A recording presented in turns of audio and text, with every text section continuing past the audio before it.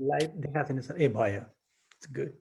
हजुर, यहाँहरू सबैजनालाई निरीको वेबिनार सिरिजको यो तेस्रो वेबिनारमा स्वागत छ। समाजका विशिष्ट व्यक्तित्वहरूसँग उहाँहरूको जीवन यात्रा र विविध विषयमा छलफल र कुराकानी गर्ने निरीका अब्जेक्टिभहरू मध्येकै एउटा हो। यो आजको तेस्रो सिरिज भन्दा अघि हामीले पहिलो पटक डाक्टर बिलोन खम्बु टुलेन युनिभर्सिटीबाट, त्यसपछि नेपालका वरिष्ठ साहित्यकार स्तम्भकार खगेन्द्र समुर्लाजीसँग र आज हामी तेस्रो महिनामा छौँ र हाम्रो आफ्नै एकदमै वरिष्ठ व्यक्तित्व हुनुहुन्छ आज हामीसँग डाक्टर दिनेश चन्द्र गौतम। दिनेश सर, म उहाँलाई पनि स्वागत गर्दछु र हजुरहरू सबैजनालाई यो वेबिनारमा स्वागत छ। विथआउट फर्दर डु म राजेन्द्रजी निरीको बारेमा 1-2 मिनटमा केही भनिदिनु हुन राजेन्द्रजीलाई माइक हस्तान्तरण गर्छौँ। त्यसपछि हामी डाक्टर सञ्जीवन गौतम हुनुहुन्छ, उहाँले आजको वेबिनारलाई होस्ट र मोडरेट गर्दै हुनुहुन्छ। राजेन्द्रजी। थ्याङ्क यू तारा सर, एकदम खुसी लाग्यो। थ्याङ्क यू सबै साथीहरूलाई हार्दिक धन्यवाद छ आइदिनु भयो। दिनेश सर, हजुरलाई हार्दिक धन्यवाद छ आज हाम्रो इन्भिटेसन स्वीकार आइदिनु भएकोमा। We are extremely proud to have you here. निरी सबैजना साथीहरू मिलेर बनेको संस्था हो। हामी विभिन्न देशका, विभिन्न सबै महादेशका र नेपालमा सबै प्रदेशका साथीहरू छौँ। विश्वका विभिन्न विश्वविद्यालयमा, संस्थाहरूमा लामो समयसम्म हामी काम गरेका छौँ र त्यही आफूले सिकेको केही सिपलाई, अनुभवलाई अनुसन्धान र नवप्रवर्धनको क्षेत्रमा, इनोभेसनको क्षेत्रमा अलिकति काम गरौँ नेपालमा भनेर हामी एक ठाउँमा आएका हौँ। एउटा सुन्दर फुलबारी हो। कहिल्यै नभेटेका, कहिल्यै नदेखेका साथीहरू त्यो पेन्डेमिकको बेलामा जुटेर, हामी पेन्डेमिक सुरु हुँदाखेरि हामी निरीको छलफल सुरु गऱ्यौँ। निरी भन्ने पनि थाहा थिएन, हामीले नाम चलायौँ र पेन्डेमिक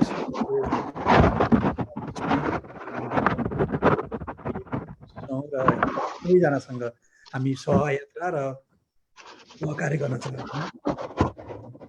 हामी यो प्रतिस्पर्धा भन्दा पनि सहयात्रा गर्न, कोलाबरेट गरेर सँगै काम गर्न आएका हौँ, एकअर्कालाई कम्प्लिमेन्ट गर्न आएका हौँ र हामीसँग जोडिन हुन, सँगै केही न केही रिसर्च गर्न, इनोभेसनको क्षेत्रमा काम गर्न हामी अनुरोध गर्न चाहन्छौँ। मिलेर अगाडि जाउँ, नेपालमा यो क्षेत्रमा सानो इँटा थपौँ भन्न चाहन्छौँ। म यति नै भन्न चाहन्छु। थ्याङ्क यू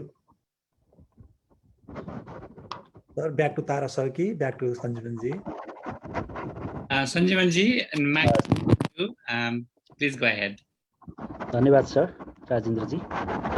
सर्वप्रथम सबै विज्ञान प्रेमी मनहरूलाई अप्रिल महिनाको यो निरी वेबिनारमा स्वागत छ। आज हामीहरू माझ हुनुहुन्छ डाक्टर दिनेश चन्द्र गौतम। उहाँलाई म दाई भनेर सम्बोधन गर्ने गर्दछु र आज पनि दाई नै भन्नेछु। रमाइलो लाग्छ। पहिलो पटक एनआइएच आउँदाखेरि सायद दाई नै पहिलो व्यक्ति हुनुहुन्थ्यो जोसँग चाहिँ मेरो कम्युनिकेसन भएको थियो। त्यो 2013 को कुरा थियो। अब दिनेश दाईको चाहिँ प्रोफेसनल जर्नीको कुरा गर्दाखेरि दिनेश दाईले चाहिँ नेपालबाट आइएससी को अध्ययन पुरा गरे लगत्तै भारतबाट भेटनरी मेडिसिनमा ब्याचलर गर्नुभयो। त्यसपछि नेपाल फर्केर रामपुर क्याम्पसमा एसिस्टेन्ट प्रोफेसरको रूपमा केही समय अध्यापन क्षेत्रमा क्रियाशील रहनुभयो। त्यसपछि दिनेश दाई पिएचडी अध्ययनको सिलसिलामा जर्मनीको विख्यात कोलोन विश्वविद्यालय पुग्नुभयो।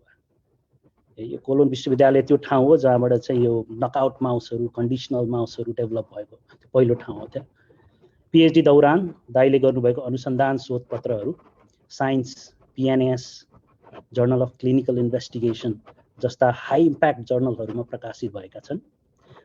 दाईका यी शोधपत्रहरू टाइप 2 डायबिटिज, अल्जाइमरका क्षेत्रमा थेराप्युटिक्सको विकास गर्न महत्त्वपूर्ण कोसेढुङ्गा पनि साबित भएका छन्। एक सफल पिएचडी अनुसन्धानपछि दाई अमेरिकाको केन्द्रीय सरकारको नेसनल इन्स्टिच्युट अफ हेल्थमा चाहिँ पोस्ट डक्टरल अध्ययनका लागि अमेरिका आउनुभयो अथवा पुग्नुभयो। एनआइएचमा 7 वर्षको अथक अनुसन्धान दौरान दाईका कामहरू फेरि पनि विख्यात जर्नलहरू जस्तै cell metabolism, PNAS, nature reviews, drug discovery जस्ता प्रसिद्ध जर्नलहरूमा चाहिँ छापिएका छन्। यी शोधहरू चाहिँ डायबिटिज, मेटाबोलिजम र एनर्जी होमियोस्टेसिसका क्षेत्रमा कोसेढुङ्गा साबित भएका छन्। यसै सिलसिलामा दाइले 2012 मा नोबेल पुरस्कार विजेता डाक्टर ब्रायन कोबिल्कासँग सहकार्य गर्दै कयौं शोधपत्रहरू प्रकाशित पनि गर्नुभएको छ। हाल दिनेश दाइ फुड एन्ड ड्रग एडमिनिस्ट्रेसन, यो फेरि अमेरिकी सरकारको केन्द्रीय सरकारको चाहिँ एउटा संस्था फुड एन्ड ड्रग एडमिनिस्ट्रेसन, जसलाई हामीले FDA पनि भन्छौँ, मा सिनियर फार्माकोलोजिस्टको रूपमा कार्यरत हुनुहुन्छ। औषधिलाई जनमानस बीच प्रयोगमा ल्याउनु अघि औषधि कति सुरक्षित र प्रभावकारी छ भन्ने बारे दाइले चाहिँ गहिरो अध्ययन र दखल राख्नुहुन्छ र यसै क्षेत्रमा काम पनि गर्नुहुन्छ। अब धेरै समय नलिकन म दाइलाई अनुरोध गर्छु, हामी चाहिँ दाइबाट चाहिँ दाइका कुराहरू र जर्नी, यो साइन्टिफिक जर्नी जुन छ, जुन इम्प्रेसिभ साइन्टिफिक जर्नी छ, त्यो बारे चाहिँ हामी चाहिँ सुन्नका लागि चाहिँ लालायित छौँ। र यसै बिचमा चाहिँ साथीहरू, फेसबुकबाट जोडिने साथीहरू, साथसाथै जुमबाट जोडिने साथीहरूलाई चाहिँ केही प्रश्नहरू सोध्न मन छ भने फेसबुकको चाहिँ कमेन्ट सेक्सनमा प्रश्न राख्न सक्नुहुनेछ र साथसाथै जुमको च्याट बक्समा पनि प्रश्नहरू राख्न सक्नुहुनेछ। धन्यवाद दिनेश दाइ, र हामी अब हजुरबाट सुन्नेछौँ। सुनिराख्नु भएको छ है? सुनिन्छ? मैले बोलेको सुनिरहेछ? सुनेको छ। Okay, good. सुनिएको छ सर। थ्याङ्क यू ताराजी, राजेन्द्रजी र सञ्जीवन भाइ। अब सञ्जीवनले ब्रिफली के छ भनेदेखि मेरो बारेमा भनिहाले, त्यसले गर्दाखेरि म यसलाई धेरै अब डिटेलमा नजाउँ। अब मैले भेटनरी मेडिसिन इन्डियाबाट गरेँ, त्यो मास्टर्स बेल्जियमबाट गरेँ, PhD कोलोनबाट गरेर विभिन्न क्षेत्रमा मोलिकुलर बायोलोजी, जेनेटिक इन्जिनियरिङहरूमा गरेर अनि पछि म नेसनल इन्स्टिट्युट अफ हेल्थमा आएँ र रिसर्च अनुसन्धान गरेँ। मेरो सञ्जीवन भाइले भन्ने जस्तै टाइप 2 डायबिटिज, ओबिसिटी र मेटाबोलिजममा चाहिँ मेरो इन्ट्रेस्ट थियो। विभिन्न जिनहरू मात्रै हेर्ने, कुन जिनले मस्क्यानिक र इन्सुलिन रिसेप्टरको दुईटा जिनले कसरी काम गर्छ त टाइप 2 डायबिटिज, ओबिसिटी र मेटाबोलिजममा भन्ने, त्यो मैले जर्मनी र अमेरिकामा छँदाखेरि, NIH मा छँदाखेरि त्यसमा हेरेर त्यस पश्चात चाहिँ म फुड एन्ड ड्रग एडमिनिस्ट्रेसनमा मैले जोइन गरेको झन्डै 13 वर्ष हुन थाल्यो। र त्यहाँ गएर ड्रग डेभलपमेन्ट कसरी हुन्छ त, मानिसले हामीले बिरामी पर्दाखेरि कुनै पनि औषधिहरू हामीले कसरी पसलमा जान्छौँ, किनेर खान्छौँ, तर त्यो औषधि आउनको लागि के कुराहरू गर्नु पर्दो रहेछ भन्ने कुरो चाहिँ त्यहाँ गएर मैले के छ भनेदेखि सिक्ने मौका र आफूले पनि कन्ट्रिब्युट गर्ने मौका पाएँ त्यहाँ गएर। त्यसैले रिसर्चको कुरो चाहिँ म अलिकति मैले केमा रिसर्च गरेँ, सानोतिनो कसरी मेरो फाइन्डिङ्सहरू रिसर्चको कसरी आयो त्यो म अलिकति पछि भनौँला। त्योभन्दा पहिला अहिले मैले के गरिरहेको छु म त्यसमा अलिकति बढी जोड दिन चाहन्छु। अब फर्स्ट इन ह्युमन कुनै पनि औषधि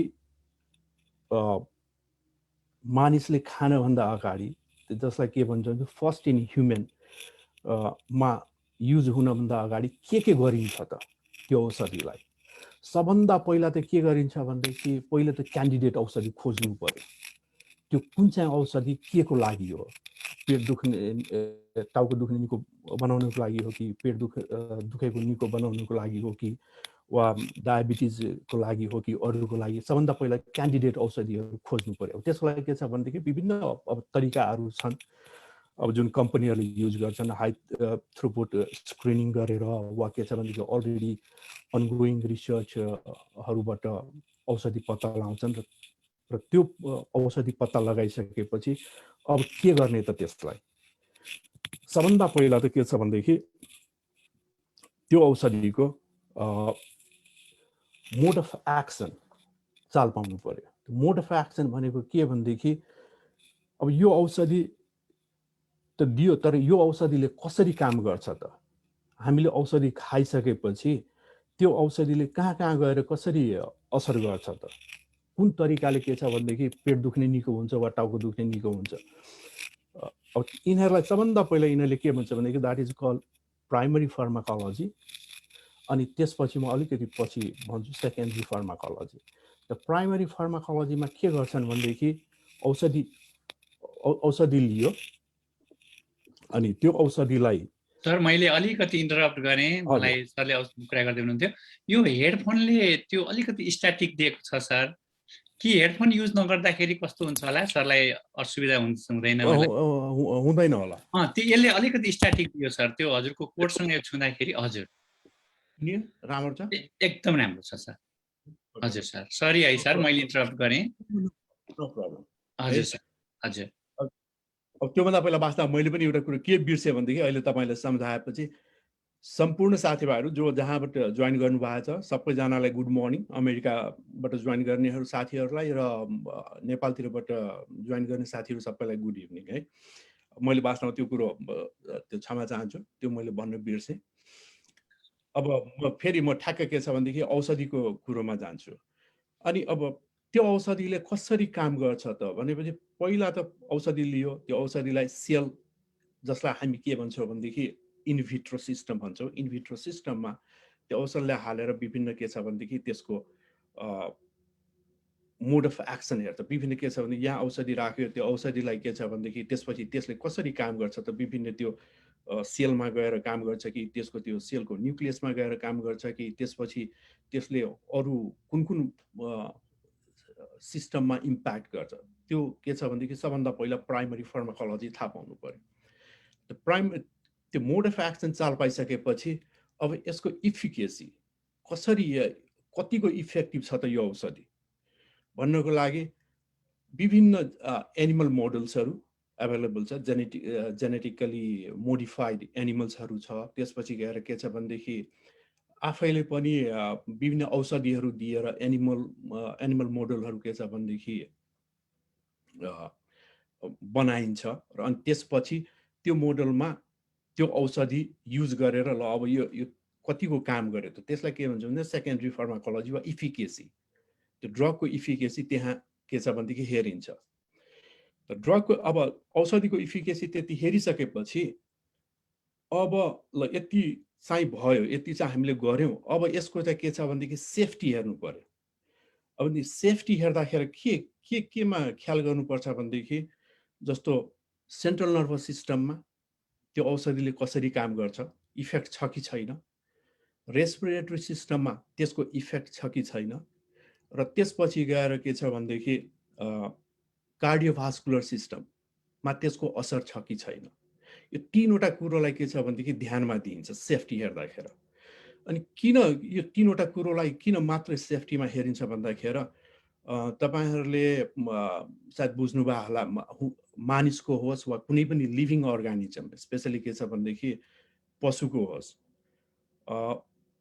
मृत्यु हुने कुरो तीनवटा हुन्छ। Either it is cardiac death, चाहे जुनसुकै रोग लागे पनि तीन किसिमले मानिसको वा पशुहरूको मृत्यु हुन्छ। कार्डियक डेथ वा रेस्पिरेटरी फेलवर वा के छ भनेदेखि सेन्ट्रल नर्भस सिस्टम फेलवर। यो तीनवटा कारणले के छ भनेदेखि मृत्यु हुने हुँदाले सबभन्दा पहिला सेफ्टी त्यसमा हेरिन्छ। अब त्यो अब त्यसमा के गरिन्छ भनेदेखि औषधिको विभिन्न के छ भनेदेखि मात्रा दिइन्छ, एनिमलमा टेस्ट गरिन्छ यो सबै कुरोहरू।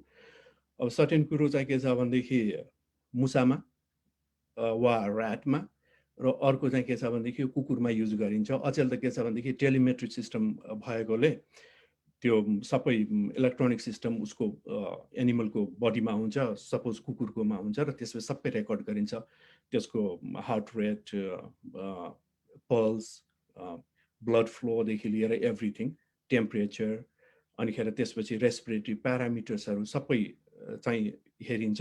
र त्यसमा बल्ल के छ भनेदेखि इफेक्ट छैन वा सानोतिनो केही इफेक्ट छ, र त्यो इफेक्ट के छ भनेदेखि सायद पछि मानिसमा दिँदाखेरि जुन डोज हामी सिलेक्सन गर्छौँ त्यो डोज भन्दा धेरै नै के छ भनेदेखि कम दिइन्छ, र जसले के छ भनेदेखि मानिसमा खासै असर गर्दैन। तर ड्रगको लेभलमा हामीले लेख्दाखेरि चाहिँ यो कुरो, यो औषधि दिएको खण्डमा यो कुरो हेर्नुपर्छ भनेर लेखिया हुन्छ र पछि म त्यो लेभलको बारेमा म पछि भन्नुला। जस्तो कुनै कुनै लेभलहरू तपाईँहरूले हेर्नु भनेदेखि लेभलको मास्तिर नै ब्ल्याक बक्स भनेर एउटा के छ भनेदेखि वार्निङ हुन्छ। कुनै कुनै अलिकति मानिसलाई असर गर्ने औषधिहरूको चाहिँ ब्ल्याक बक्स वार्निङ हुन्छ मास्तिर फर्स्ट पेजमा लेभलको। भनेपछि हामीले के हेऱ्यौँ भनेदेखि अब सेफ्टी फार्माकोलोजी हेऱ्यौँ। सेफ्टी फार्माकोलोजी हेरिसकेपछि अब त्यसपछि के गर्ने त अब, अनि त्यसपछि बल्ल हामी टक्सिकोलोजी हेर्छौँ। अब टक्सिकोलोजीमा हामीले हेर्ने के हुन्छ भनेदेखि प्राइमरी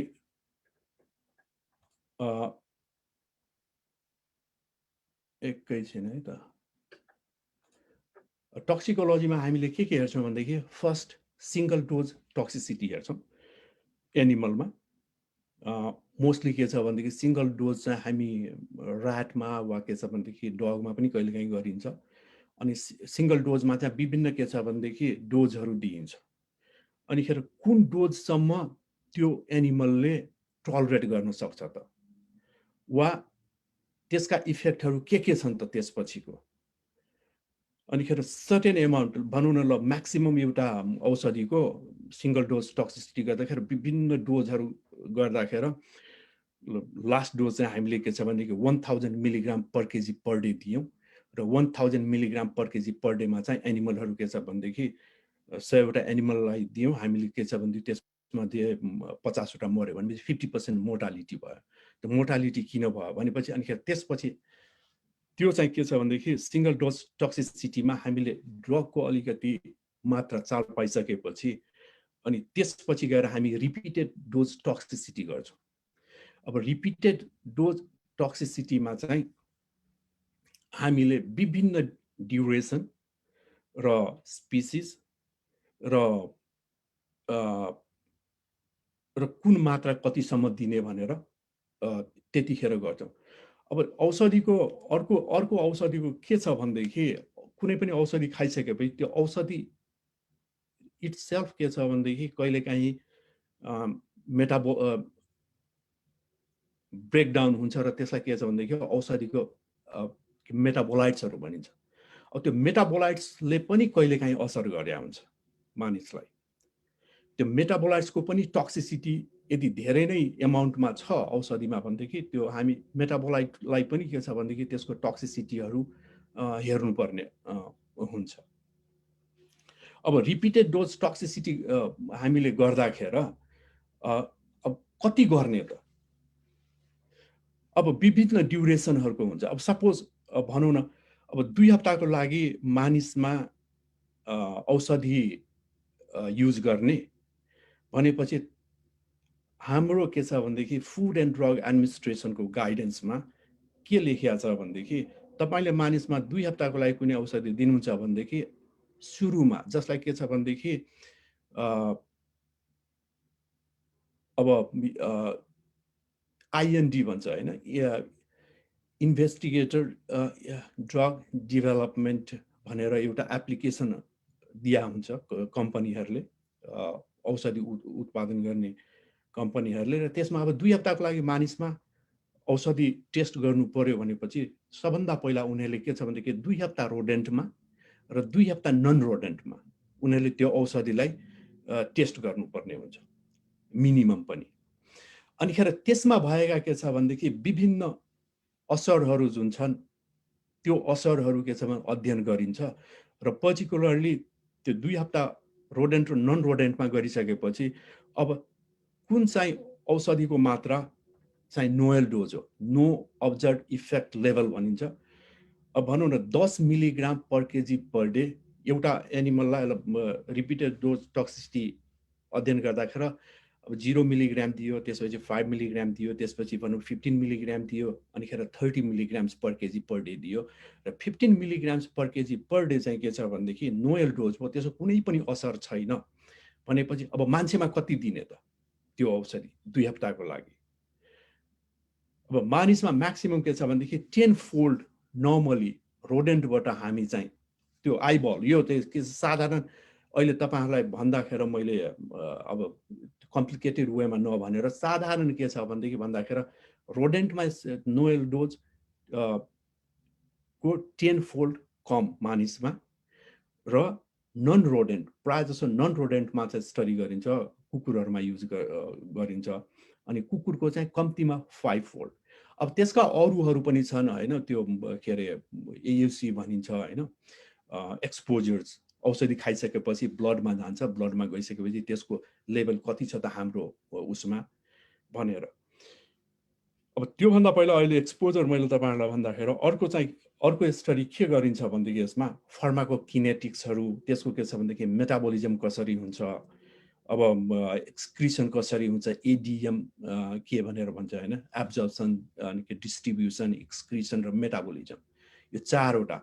त्यो पनि के छ भनेदेखि एनिमल सिस्टममा गरिन्छ ती सबै कुरोहरू, त्यसबाट पनि चाल पाइन्छ। ओके, अब यो हामीले खाएको औषधि जुन छ त्यो अब फिसेसबाट गइरहेछ कि युरिनबाट गइरहेछ कि वा अरू रेस्पिरेसनबाट के छ भनेदेखि एक्सक्रिसन गरिरहेछ कि, अनिखेर त्यस्तै अरू के गरिन्छ भनेदेखि यसका साइड इफेक्ट्सहरू के छन् त, अरू ड्रग इन्ट्राक्सनहरू के छन् त भनेर त्यो अरू के छ भनेदेखि स्टडीहरू गरिया हुन्छन्।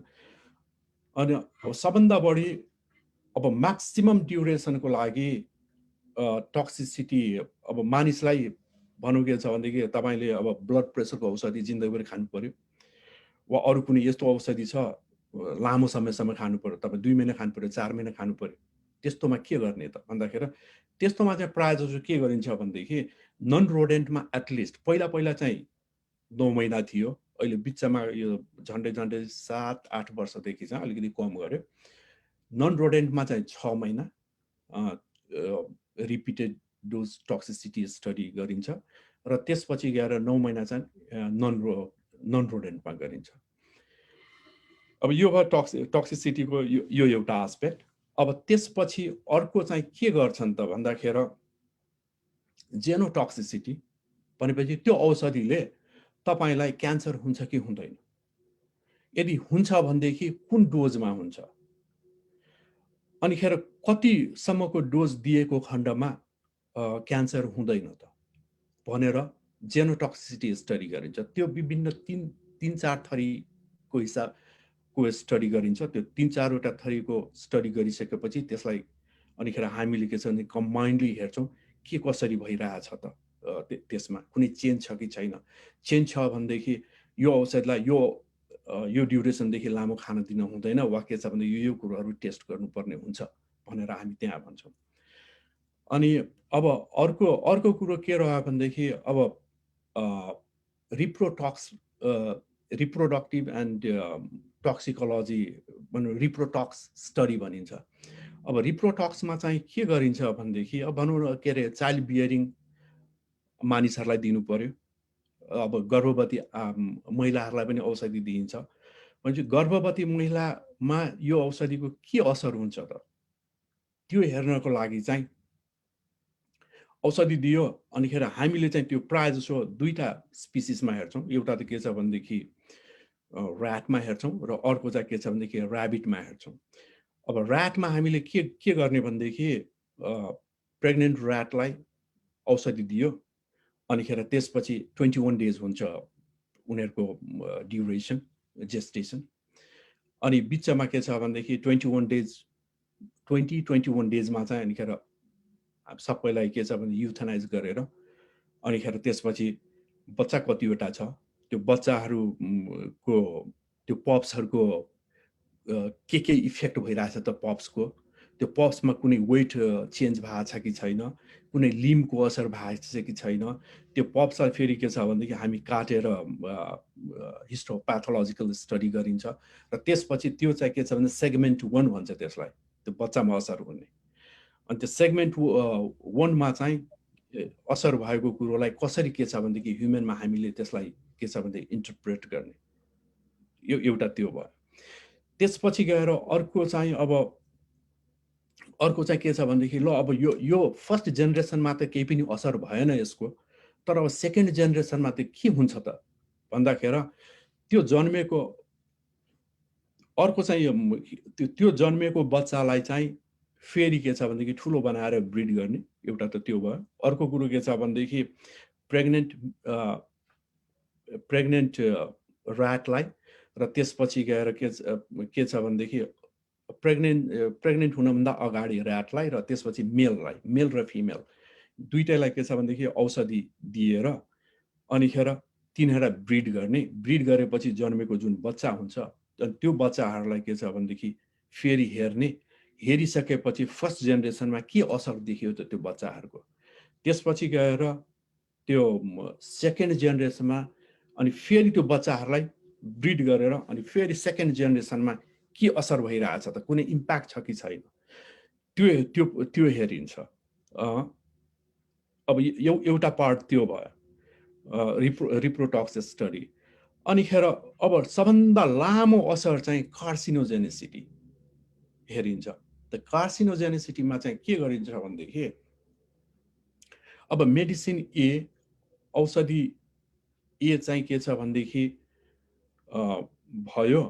अब यो औषधिको के छ भनेदेखि लङ रनमा हामीले लिँदाखेरि के छ त यसका असरहरू। अब यसले के छ भनेदेखि शरीरको विभिन्न भागमा अब क्यान्सरस छ कि छैन भन्नको लागि चाहिँ रोडेन्टमा दुईटा मोडल मा चाहिँ के गरिन्छ भनेदेखि 2 वर्षसम्म स्टडी गरिन्छ। अब पहिला त के छ भने अब यसको फेरि विभिन्न यसै गरी यतिकै स्टडी पनि गरिँदैन। त्यो के छ भनेदेखि त्यसको डोज रेन्ज फाइन्डिङ स्टडी हुन्छ। फेरि अब कम्पनीहरूले के छ भनेदेखि कार्सिनोजेनिसिटी स्टडीको लागि उनीहरूले हामीलाई प्रोटोकल पठाउँछ, हामीले त्यो प्रोटोकल अध्ययन गर्छौँ। त्यो अध्ययन गरेर हाम्रो कमिटी छ, हामी त्यो कमिटीसँग डिस्कसन गर्छौँ। डिस्कसन गरिसकेपछि यो डोज के छ भनेदेखि कम्पनीले हामी स्पोन्सर भन्छौँ, त्यो कम्पनीले प्रपोज गरेको ठिक छ कि छैन, यी सबै कुरोहरू के छ भनेदेखि त्यहाँ हामी सबै के छ स्टडी गरेर अनि त्यसपछि ल ठिक छैन भनेदेखि यो डोज हाल तिमीहरू स्टडी गर्दाखेरि 2 इयर्समा अनि उनीहरूले 2 इयर्ससम्म त्यो स्टडी गर्छ। 2 इयर्स भनेको खासै भन्ने भनेदेखि एउटा मुसाको लगभग उसको लाइफ स्प्यान नै 2 to 2.5 इयर्स जति हुन्छ। त म्याक्सिमम बाँच्यो भने 3 वर्ष। भनेको मतलब के भनेदेखि त्यो जिन्दगीभर उसलाई के छ भनेदेखि मुसालाई औषधि खान दियो। अब हामीले कुनै औषधि जिन्दगीभर खानु पर्या छ भनेदेखि त्यसको असर के हुन्छ भन्नुको लागि पनि हो त्यो एउटा अध्ययन गर्ने कुरो त्यसमा चाहिँ। अनि त्यो 2 इयर्सको कार्सिनोजेनिसिटी स्टडी रोडेन्ट्समा गर्छ उनीहरूले। एउटा त त्यो भयो। अहिले तत्काल चाहिँ के आएको छ भनेदेखि जेनेटिक मोडल पनि छ एउटा चाहिँ 2 इयर्स रोडेन्टमा गर्ने, अर्को चाहिँ P53 नकआउट एनिमल्सहरू छ, त्यसमा चाहिँ 6 महिना गरे हुन्छ विभिन्न डोजहरू। अब यी सबै कुराहरू गरिसकेपछि वास्तवमा के छ भनेदेखि कुनै पनि नयाँ औषधिहरू अब कति समय लाग्छ त बजारमा आइपुग्न हामीले एउटा औषधि खानको लागि। वास्तवमा के छ भनेदेखि मैले पनि FDA जोइन गर्नभन्दा अगाडि म पनि भेटनरी डाक्टर थिएँ, नेपालमा प्र्याक्टिस पनि गर्थेँ। औषधि पाइन्थ्यो पसलमा, खुर्र लेखेर दिन्थेँ। अनिखेर त्यतिखेर मलाई थाहा थिएन के छ भने एउटा औषधि आउन कति समय लाग्दो रहेछ त, कति रिसर्च गर्दा रहेछन् त इन्डस्ट्रीहरूले एउटा औषधि उत्पादन गर्नको लागि। मिनिमम पनि एकदमै राम्रोसँग स्मुथली के छ भनेदेखि FDA को प्रोसेसमा, हाम्रो प्रोसेसमा एकदमै राम्रोसँग स्मुथली गयो भनेदेखि एउटा औषधि बजारमा आउन 8 देखि 10 वर्ष लाग्छ नयाँ औषधिलाई। अनि यी सबै कुरो के छ भनेदेखि त्यो आउनभन्दा अगाडि मेरो काम चाहिँ के छ भनेदेखि यो एनिमल मोडल अब ह्युमनको बेग्लै कुरो छ। फेरि अब मेरो काम चाहिँ वास्तवमा के भनेदेखि एनिमलमा अध्ययन गरेको सबै मैले भने जस्तै प्राइमेरी फार्माकोलोजी, सेकेन्डरी फार्माकोलोजी, अनिखेर सेफ्टी फार्माकोलोजी, अनि के अरे एब्जर्प्सन, डिस्ट्रिब्युसन, मेटाबोलिजमहरू भयो, अनिखेर त्यसपछि गएर टक्सिकोलोजीका विभिन्न पार्टहरू, single dose toxicity, repeated dose toxicity, त्यसपछि गएर कार्सिनोजेनिसिटी, अनिखेर रिप्रोटक्स स्टडिज, यी सबै स्टडी गरिसकेपछि अनि हामीले चाहिँ फेरि हामीले हाम्रो ग्रुप हुन्छ काम गर्ने। के छ भनेदेखि हामी एउटैले गर्दैनौँ, हाम्रो ग्रुपमा के छ भनेदेखि हामी अब भनौँ मेरो पोजिसन फार्माकोलोजिस्ट, त्यसपछि केमिस्ट हुन्छन्, त्यसपछि के अरे मेडिकल डक्टर्स हुन्छन्, त्यहाँ स्ट्याटिस्टिसियन्सहरू हुन्छन् र अरू एक्सपर्ट्सहरू पनि हुन्छन्। म्हणजे हामीले के छ भनेदेखि त्यो एउटा औषधिको एउटा ठुलो ग्रुपमा बसेर काम गर्छौँ र अनिखेर त्यो ग्रुपले आफ्नो के छ भनेदेखि एङ्गलबाट आफ्नो के छ भने एक्सपर्टिज लेभलबाट हेरिरहेका हुन्छन् र अनिखेर हामी एकअर्कासँग के छ भनेदेखि कम्युनिकेट गर्छौँ। अब औषधिको अब यहाँ कतिजना तपाईँहरू केमिस्ट्री पढेको पनि हुनुहुन्छ होला। त्यो केमिस्ट्री अब जस्तो के छ भने एउटा औषधि दिइसकेपछि अब त्यसका विभिन्न के डिसइन्टिग्रेट हुन्छ औषधि।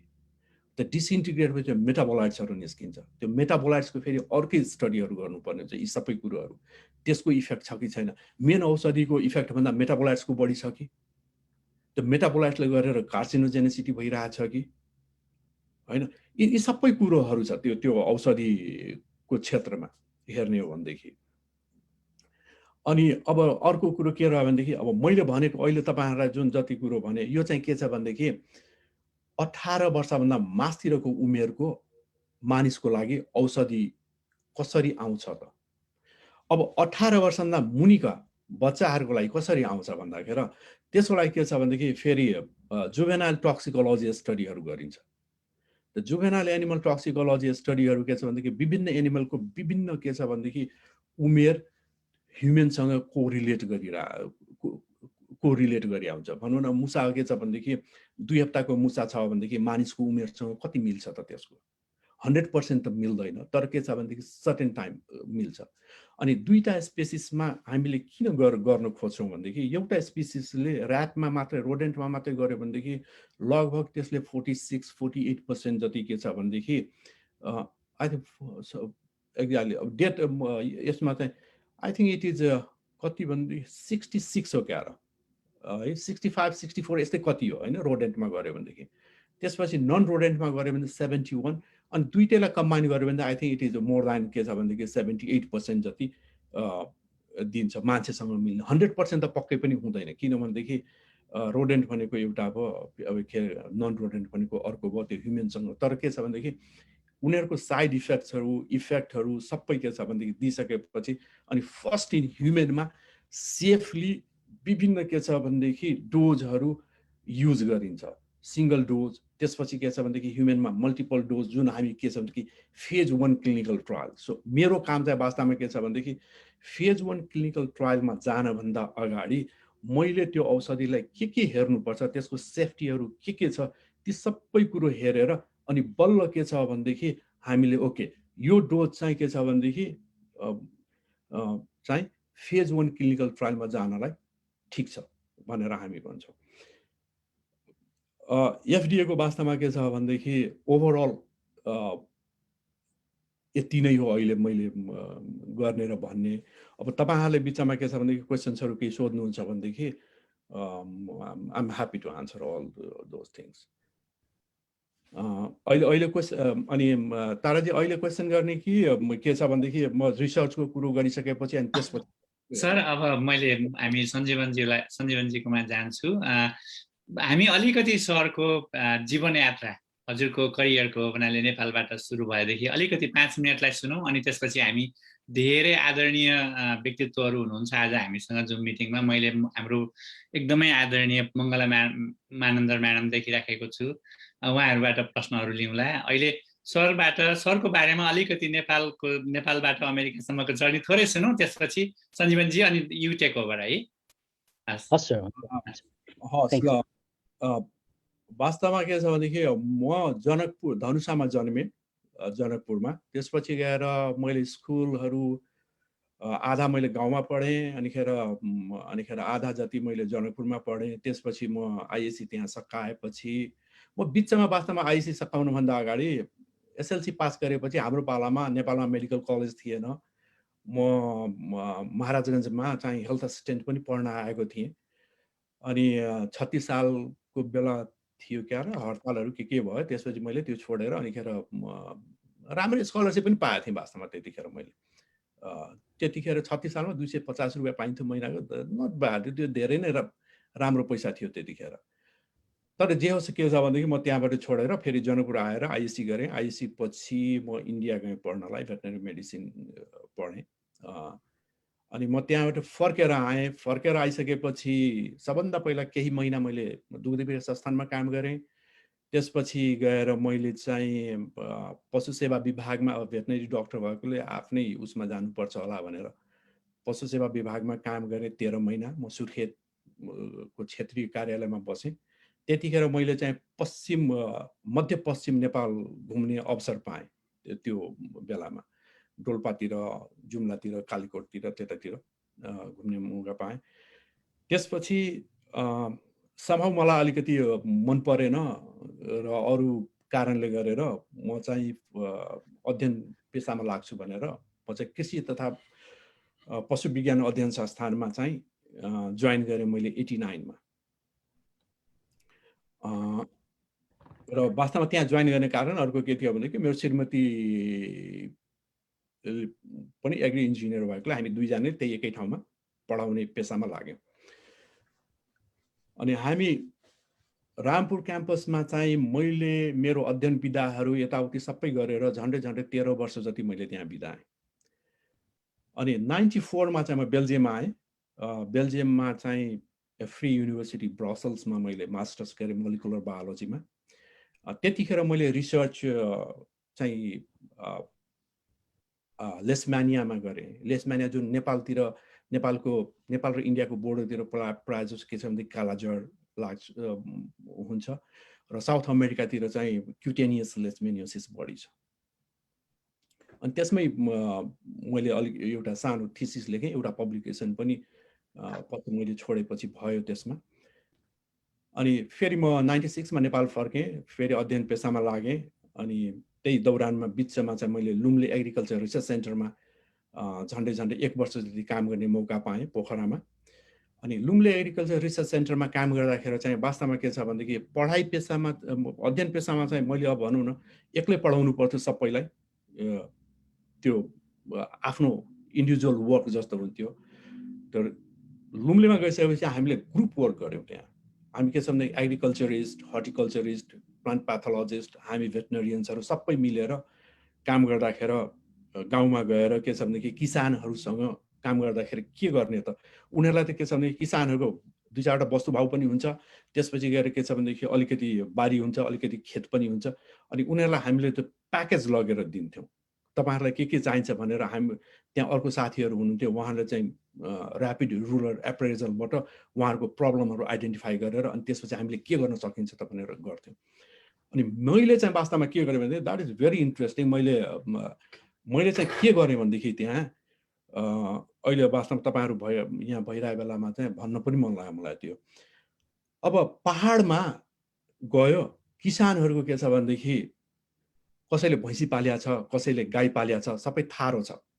एकचोटि बच्चा पायो, दुईचोटि बच्चा पायो, त्यसपछि बच्चा पाएको छैन। अब के छ भनेदेखि गाईलाई अब उनीहरूलाई माया लाग्या हुन्छ, कतै मिल्काउने कुरो पनि भएन, केही पनि भएन।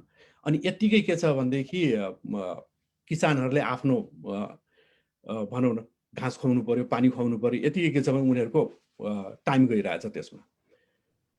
त्यतिखेर चाहिँ मैले एउटा के सोचेँ भनेदेखि मैले त्योभन्दा अगाडि एउटा अध्ययन पनि गरेका थिएँ। चितवनमा म क्लिनिसियन भएर काम गरेका थिएँ। 1-2 ठाउँमा मैले चाहिँ थारो गाई भैँसीहरूको उपचार गरेका थिएँ र त्यो बच्चा पाएको थियो। अब मैले पहाडमा चाहिँ मैले के गरेँ भनेदेखि सिन्क्रोनाइज हिटिङ सिस्टम गरेँ। के छ भनेदेखि कतिजनाको थारो गाई र भैँसी छ, त्यो एक ठाउँमा लिएर आउनुहोस्, एउटा स्पटमा, एउटा गाउँमा गएर। अनि उनीहरूले के छ भनेदेखि सबैलाई एक ठाउँमा लिएर आउँथे। अनिखेर त्यसपछि त्यसको के छ भनेदेखि मैले हर्मोनल थेरापी गर्थेँ त्यहाँ। भनेपछि गाउँको के छ भनेदेखि 10वटा गाई छ भनेदेखि 10वटा गाई एकै ठाउँमा आयो। अनि मैले के छ भने त्यो सिन्क्रोनाइज हिटिङको लागि हर्मोन्सहरू विभिन्न टाइम पोइन्टमा इन्जेक्ट गर्नु पर्थ्यो। म ठ्याक्क त्यो टाइममा पुग्थेँ, लुम्लेबाट इन्जेक्ट गर्थेँ, फर्किन्थेँ। अनिखेर त्यहाँ हाम्रो जेटिए हुनुहुन्थ्यो, उहाँलाई के भन्थ्यो भनेदेखि यसको मोनिटर गर्नुहोस् भन्थे, उहाँहरूले गर्नुहुन्थ्यो। अनि फेरि गरेर एटलिस्ट त्यसरी गरेर 5-6 गाउँमा चाहिँ हामीले 60% जति इन्फर्टाइल गाई र भैँसीलाई चाहिँ फर्टाइल बनाएर दुध दिने ऊ चाहिँ गरायौँ हामीले त्यतिखेर। त्यो चाहिँ धेरै पहिलाको कुरो। अनि त्यसपछि म फेरि के छ भनेदेखि रामपुर क्याम्पस आएँ, 5-7 महिना 1 वर्ष जति बसेँ, त्यसपछि म पिएचडी गर्न आएँ। अनि जर्मनीमा म चाहिँ युनिभर्सिटी अफ कोलोनमा आएँ पिएचडी गर्न। अनि कोलोनमा पिएचडी गर्न आउँदाखेरि चाहिँ टाइप 2 डायबिटिज र ओबेसिटी, जुन मैले वास्तवमा के छ भने सोचेको पनि थिइनँ। अब हामी जस्तो देशमा जन्मेको मानिसहरूलाई के हुँदो रहेछ भनेदेखि तपाईँले आफ्नो चोइस भन्दा पनि प्रोफेसरहरूको के छ त त्यो चोइसमा गएर के छ भनेदेखि काम गर्नुपर्ने हुन्छ। अब सायद के छ भनेदेखि अब अहिलेको सिचुएसनमा त्यो नहोला, तर अब हाम्रो पालामा के थियो भनेदेखि अब आफूले के छ भने स्कलरसिप पाउनु पर्यो, पढ्नु पर्यो, अनिखेर अब आफ्नो चोइस भन्दा पनि बढी के छ भनेदेखि जहाँ जे जस्तो पाइन्छ त्यसमै के छ भने एडजस्ट गर्दै जाने हाम्रो बानी भयो वास्तवमा। त्यसैले गरेर के छ भने टाइप 2 डायबिटिज ओबेसिटीमा मैले काम गरेँ। तर के छ भने अब त्यतिखेर मैले जतिखेर काम गरेँ मलाई थाहा पनि थिएन यो के हो भनेर। त मैले एनिमल मोडलमा काम गरेँ, मैले मानिसमा केही पनि गरिनँ। अनि त्यतिखेर मैले चाहिँ क्री-लक्सपी सिस्टम भनेको कुरो मैले त्यतिखेर चाल पाएँ। अब म रिसर्चपट्टि जान्छु, मेरो करियर पाथमा अब म अलिकति रिसर्चपट्टि जान्छु है। अनि क्री-लक्सपी सिस्टम के रहेछ त भन्ने कुरो मलाई थाहा पनि थिएन। जिन नकआउट कसरी गरिन्छ त एनिमलमा त्यो पनि थाहा थिएन। अनि त्यहाँ गएर मैले के सिकेँ भनेदेखि क्री-लक्सपी भनेको जस्ट इमेजिन गर्नुहोस्, एउटा के छ भनेदेखि सजिलोसँग बुझाउनलाई, अब यहाँ तपाईँहरू कतिजनालाई थाहा होला, अब सायद कति सुनिराख्नु भए मानिसहरूलाई थाहा नहुनु पनि सक्छ के हो त क्री-लक्सपी सिस्टम भनेको। इमेजिन गर्नुहोस् एउटा डोरी छ, डोरीलाई तपाईँले के मान्नुहोस् भनेदेखि जिन हो त्यो, र त्यसमा के छ भनेदेखि लक्सपी साइड, त्यो डोरीको दुईतिर के छ भने तपाईँले कुनै चिनो लगाउनु पर्यो, त्यसलाई चाहिँ मानुस के छ भने लक्सपी साइड भयो। अब त्यो के छ भनेदेखि त्यो डोरीको जहाँ तपाईँले चिनो लगाउनु भयो त्यो तपाईँलाई के छ भनेदेखि कैँचीले काटेर फाल्नु पर्यो, अनि फेरि त्यसलाई त्यो काटेर फालेको ठाउँलाई फेरि जोड्नु पर्यो। भनेपछि तपाईँको जुन चिनो लगाएको पार्ट जुन एउटा लुप छ जिनको, त्यो तपाईँले के छ भने निकालिदिनुहुन्छ अनि जोड्नुहुन्छ। भनेपछि तपाईँको के छ भनेदेखि अब त्यहाँ चाहिँ त्यो पोर्सन चाहिँ छैन। अनि त्यसलाई काट्ने काम चाहिँ के छ भनेदेखि क्रीले गर्छ। अनि क्री भन्ने जुन एउटा इन्जाइम हुन्छ जिनमा, त्यो इन्जाइमले के छ भनेदेखि काट्छ। अब त्यो काट्न त काट्यो, तर तपाईँले के छ भने अब मेरो केसमा चाहिँ के छ भनेदेखि इन्सुलिन रिसेप्टर चाहिँ शरीरमा कहाँ कहाँ छ त मैले काम गरेको के छ भने insulin receptor knockout in central nervous system. अब इन्सुलिन रिसेप्टर हाम्रो शरीरमा के छ भनेदेखि इन्सुलिन सिक्रिट गर्छ प्यानक्रियाटिक बिटा सेलले।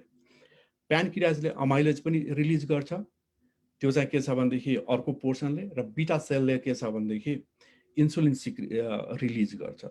त इन्सुलिन के छ भनेदेखि गएर हाम्रो शरीरमा विभिन्न किसिमका के छ भनेदेखि त्यस्ता इन्जाइम्सहरू छन्, फाइनली गएर के गर्छ त कुनै कहीँ न कहीँ के छ भनेदेखि रिसेप्टरमा गएर बाँधिन्छ, र त्यसपछि फर्दर अनि त्यसको डाउन स्ट्रिममा त्यसको सिग्नलिङ जान्छ। अघि मैले भने नि तपाईँहरूलाई के छ भने मेकानिजम, कुनै पनि औषधिको मेकानिजम, औषधि गएर त्यहाँ बाइन्ड गर्यो, त्यसपछि त्यसको त्यो डाउन स्ट्रिममा के भइरहेछ र त्यसले कसरी असर गर्छ भन्ने कुरो। त इन्सुलिन पनि प्यानक्रियाटिक बिटा सेलबाट निस्केपछि इन्सुलिन रिसेप्टरमा बाइन्ड हुन्छ। इन्सुलिन रिसेप्टरमा बाइन्ड भइसकेपछि अनिखेर त्यसको के छ भनेदेखि त्यो फस्फोराइलेट हुन्छ, त्यसपछि गएर तल गएर अनिखेर बल्ल उसले के छ भनेदेखि लामो ऊ छ, त्यसमा अनिखेर ग्लुकोज मेटाबोलिजम हुन्छ। किनभनेदेखि हामीले खाएको जुन छ सुगर वा कार्बोहाइड्रेट फाइनल गएर के ग्लुकोज हुन्छ, र त्यसलाई मेटाबोलाइज गर्नको लागि चाहिँ इन्सुलिन चाहिने हो। अब इन्सुलिन के छ भनेदेखि हाम्रो सबभन्दा बढी हुने मसल, सबभन्दा बढी इन्सुलिन रिसेप्टर चाहिँ मसलमा छ, त्यसपछि गएर लिभरमा छ, र शरीरका अरू विभिन्न भागमा पनि छ, र त्यसको अर्को चाहिँ सबभन्दा बढी चाहिँ हाम्रो के छ भने न्युरोन्समा, सेन्ट्रल नर्भस सिस्टममा, हाम्रो ब्रेनमा छ इन्सुलिन रिसेप्टर। अब मेरो हाइपोथेसिस त्यतिखेर के थियो भनेदेखि जतिखेर मैले काम गरेँ इन्सुलिन रिसेप्टर लिभरको प्यानक्रियाजको इन्सुलिन रिसेप्टर मसलको इन्सुलिन रिसेप्टर चाहिँ जस्ताको तस्तै राख्ने तर ब्रेनमा भएको इन्सुलिन रिसेप्टर निकाल्दिने युजिङ त्यो क्री लक्सपी सिस्टम। अनि त्यो क्री चाहिँ के छ भनेदेखि क्रीको एउटा प्रमोटर हुन्छ त्यो के जस्ट इमेजिन गर्नुहोस् के छ भनेदेखि ड्राइभर भयो जस्तो होइन। त्यो चाहिँ के छ भनेदेखि नेस्टिन भन्ने एउटा प्रमोटर हुन्छ। त्यो नेस्टिनले चाहिँ त्यो क्रीलाई न्युरोन सेल्समा मात्रै गएर के छ भनेदेखि काट भन्छ कि मसलमा नकाट लिभरमा नकाट तर ब्रेनमा मात्रै काट वा त्यो नर्भस सिस्टममा मात्रै काट भन्छ त्यो नेस्टिन क्रीले। अनि मैले के गरेँ सरी मैले हजुरलाई इन्टरप्ट गरेँ यही क्रममा एउटा चाहिँ क्वेसन आएको छ जुन चाहिँ राइट टाइम पोइन्ट होला यो आन्सर गर्नको लागि राजेश महाजुबाट is it like a CRISPR Cas9 system control X and control V भनेर सोध्नु भएको छ। यो बिचमा के फरक होला लक्सपी क्री सिस्टम र यो क्रिस्पर Cas9 मा उहाँको प्रश्न चाहिँ यो रह्यो। क्रिस्पर कास चाहिँ त्यो के छ भनेदेखि लक्सपी सिस्टम भन्दा नयाँ जेनेरेसनको ऊ हो होइन। क्रिस्पर सिस्टम चाहिँ लक्सपी सिस्टम चाहिँ के छ भनेदेखि यो अलिकति त्योभन्दा अझ अलिकति पुरानो हो। यी दुइटैले के गर्छ भनेदेखि जिनलाई के छ भनेदेखि यो क्रिस्पर सिस्टमले के छ भनेदेखि साइलेन्स गर्ने हो जस्तो लाग्छ मलाई होइन। मैले यसमा त्यति काम गरेको पनि छैन र यसले पनि के छ भनेदेखि टिस्यु स्पेसिफिक गर्छ र लक्सपीले अर्को वेबाट गर्छ। अनि अब नेस्टिन क्रीले के गर्यो भनेदेखि मेरो केसमा ब्रेनको इन्सुलिन रिसेप्टर निकाल्यो।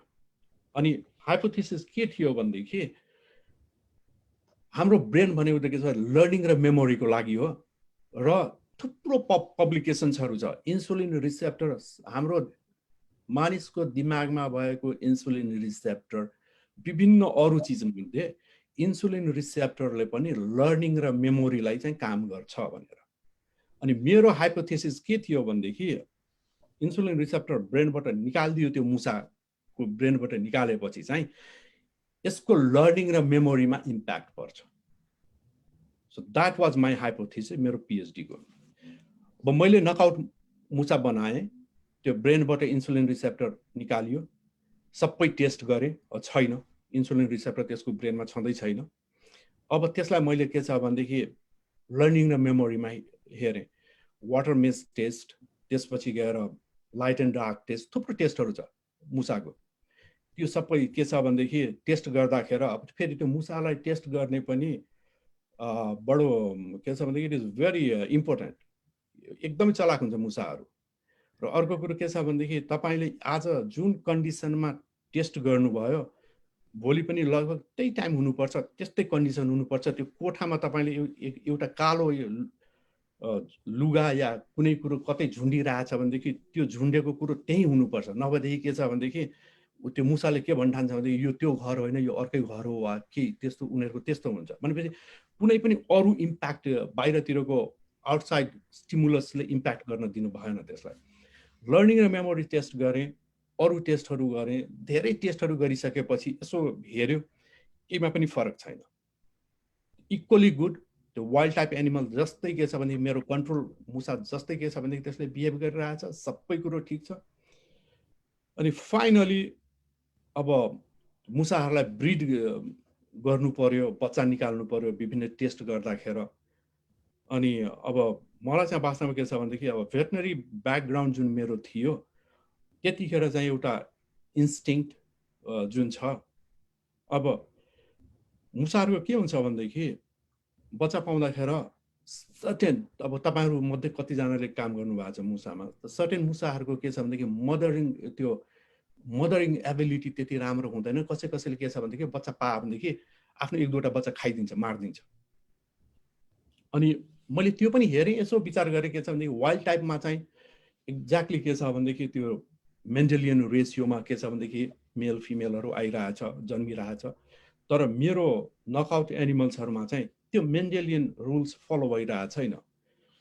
कहीँ के छ भनेदेखि 3वटा फिमेल छ कहीँ 2टा मात्रै मेल छ कुनै लिटर सानो छ कुनैले एउटा मात्रै बच्चा पाएको छ कसैले के छ भनेदेखि 3वटा पाएको छ। अनि त्यो हेरेपछि मेरो वास्तवमा के छ भनेदेखि अनि मैले मेरो प्रोफेसरलाई के भने भनेदेखि केही गडबड छ यसमा, यो के छ भनेदेखि मेन्डेलियन रुल फलो गरिरहेको छैन, यिनीहरूको चाहिँ केही गडबड भइरहेछ, यसलाई हेर्नुपर्छ। त्यो हेर्ने क्रममा चाहिँ के हो भनेदेखि ल यसको उसो भएदेखि हर्मोन्स हेरौँ त होइन। अनिखेर हर्मोनल टेस्ट गरियो। हर्मोनल टेस्ट गर्दाखेरि अब पिट्युटरी ग्ल्यान्ड, हाइपोथालामस र पिट्युटरीले त्यहाँ के छ भनेदेखि कोअर्डिनेसन हुन्छ हर्मोन रिलिज गर्दाखेरि। पिट्युटरीले सिग्नल पठाउँछ अनि हाइपोथालामस के अरे हाइपोथालामस र पिट्युटरीको सिग्नल हुन्छ यो हर्मोन के छ भने कम भयो रिलिज गरौँ भनेर। त्यसमा मेनली के छ भनेदेखि 4-5 वटा growth hormone, luteinizing hormone, follicular stimulating hormone यिनीहरू होइन भयो। अनि यसो हेर्दाखेरि के छ भनेदेखि फोलिकुलर स्टिमुलेटिङ हर्मोन चाहिँ के छ भनेदेखि कम छ त्यो मुसामा। अनिखेर मुसामा त्यो फोलिकुलर स्टिमुलेटिङ हर्मोन कम भएपछि त्यसपछि के छ भनेदेखि पिट्युटरी ग्ल्यान्ड हेऱ्यो। पिट्युटरी ग्ल्यान्ड इज स्मल होइन अलिकति। त्यसपछि गएर ल्युटिनाइजिङ हर्मोन कम भयो। ल्युटिनाइजिङ हर्मोन कम हुने बित्तिकै के छ भनेदेखि ओभरी हेऱ्यौँ। त्यसपछि हामीले ओभरी के छ भनेदेखि त्यो ओभरीको नम्बर्स अफ ओभरिज र ओभरीको त्यो हिस्टोप्याथोलोजी चाहिँ गडबड छ। र फाइनली हामीले के पायौँ भनेदेखि इन्सुलिन रिसेप्टर ब्रेनमा छैन भनेदेखि it will cause hypothalamic hypogonadism. That is new finding जुन हामीले के छ भनेदेखि कसैले पनि पहिला के छ भनेदेखि इन्डिकेट गरेको थिएन। जुन नयाँ फाइन्डिङ भयो इन्सुलिन रिसेप्टरले गरेर के छ भनेदेखि ब्रेनमा इन्सुलिन रिसेप्टर कम भयो भनेदेखि वा ब्रेनको इन्सुलिन रिसेप्टरले काम गरेन भनेदेखि चाहिँ हाइपोथालामिक हाइपोगोनाडिजम भन्ने फर्टिलिटी, मेल र फिमेल फर्टिलिटी। अनि त्यसपछि मेलमा पनि असर छ। जस्तो के छ भनेदेखि नम्बर अफ स्पर्म काउन्ट कम, अनिखेर सर्टुली सेलहरू कम भयो। अनि यो नयाँ फाइन्डिङ भएकोले अनि हामीले चाहिँ यो युनिक फाइन्डिङ भएकोले चाहिँ साइन्समा 2000 मा हामीले पब्लिस गर्यौँ। मैले वास्तवमा के छ भनेदेखि 99 को अप्रिलमा जोइन गरेका थिएँ ल्याब र 2000 को सेप्टेम्बरमा चाहिँ we were able to publish that paper in science.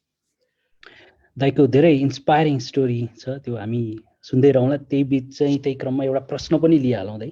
11 पनि बजिसक्यो। अब यहाँ चाहिँ 2-4 वटा प्रश्नहरू आएका छन्। सुलोचन ठकुरीबाट आएको छ। Very inspiring story Dinesh sir.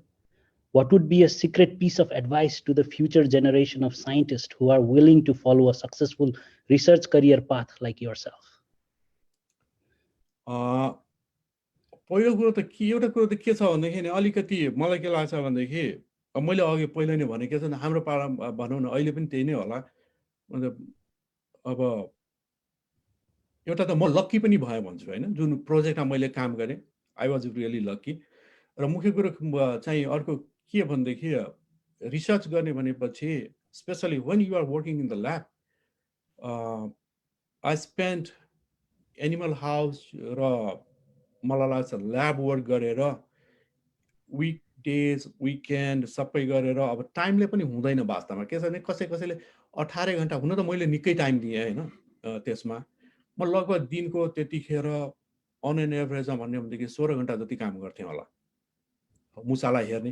मलाई वास्तवमा के छ भने त्यो एनिमल हाउसमा गएपछि नि अब मेरो त्यो आफ्नो ब्याकग्राउन्ड भएर पनि होला मलाई के छ भनेदेखि त्यो रमाइलो लाग्थ्यो कि म मुसा घरमा मुसालाई यत्तिकै हेरेर पनि 1 घन्टा 2 घन्टा बिताइदिन्थेँ कि तिनीहरूले कुन एबनर्मल एक्टिभिटिज केही गरिरहेछ कि भनेर।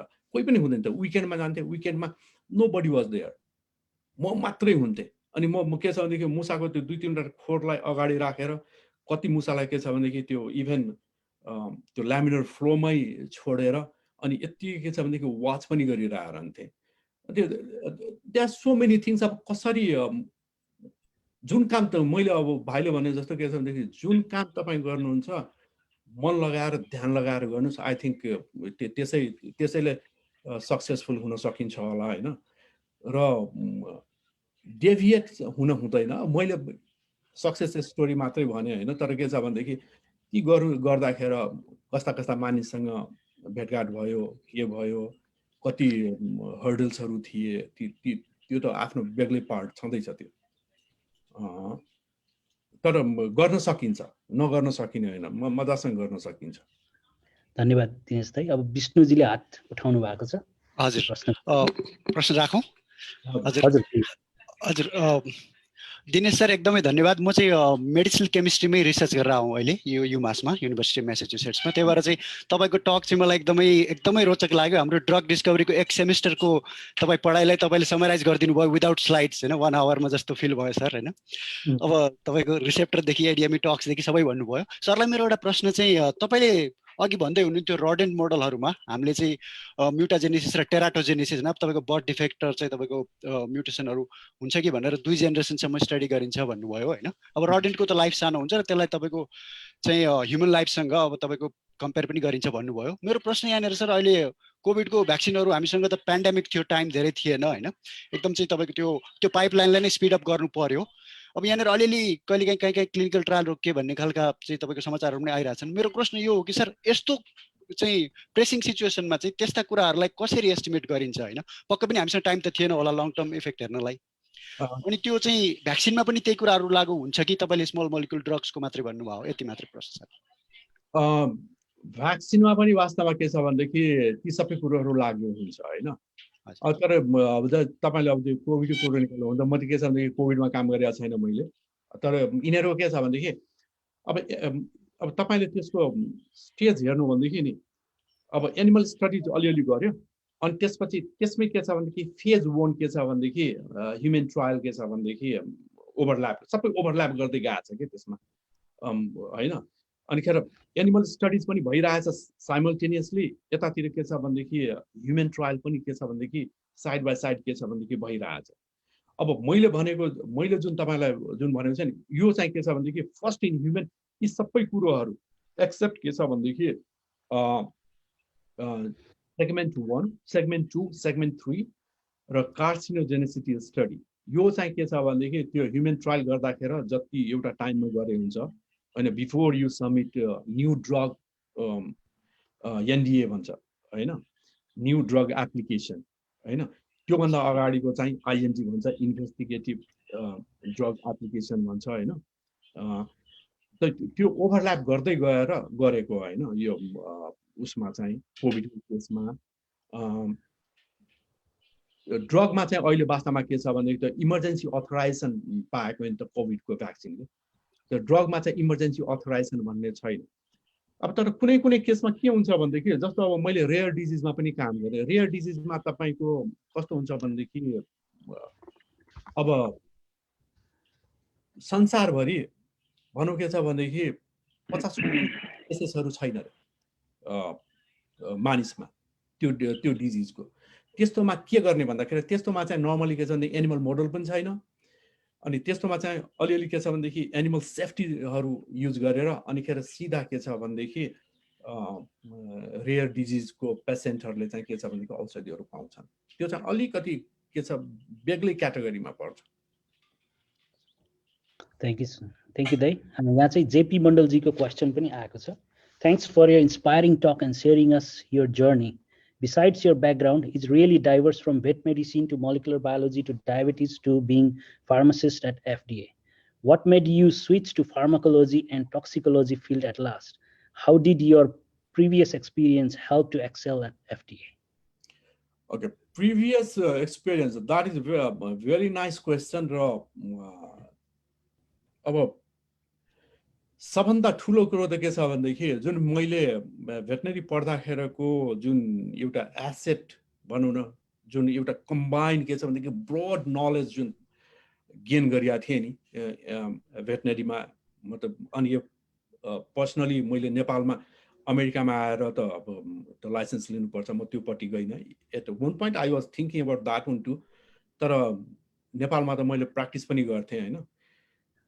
अनि त्यसपछि गएर मोलिकुलर बायोलोजी को लागि चाहिँ अब इन्सपायर म कसरी भएँ त मोलिकुलर बायोलोजी पढ्न। त्यसपछि गएर यतातिर मोलिकुलर बायोलोजी पढ्न त वास्तवमा के छ भने म once I had been to के छ भनेदेखि आइबिआरआई, मेरो क्लासमेट त्यहाँ ल्याबमा काम गर्ने देखेर ओहो यस्तो पो त गर्नुपर्ने रहेछ, ल्याबमा काम गर्नुपर्छ कसरी।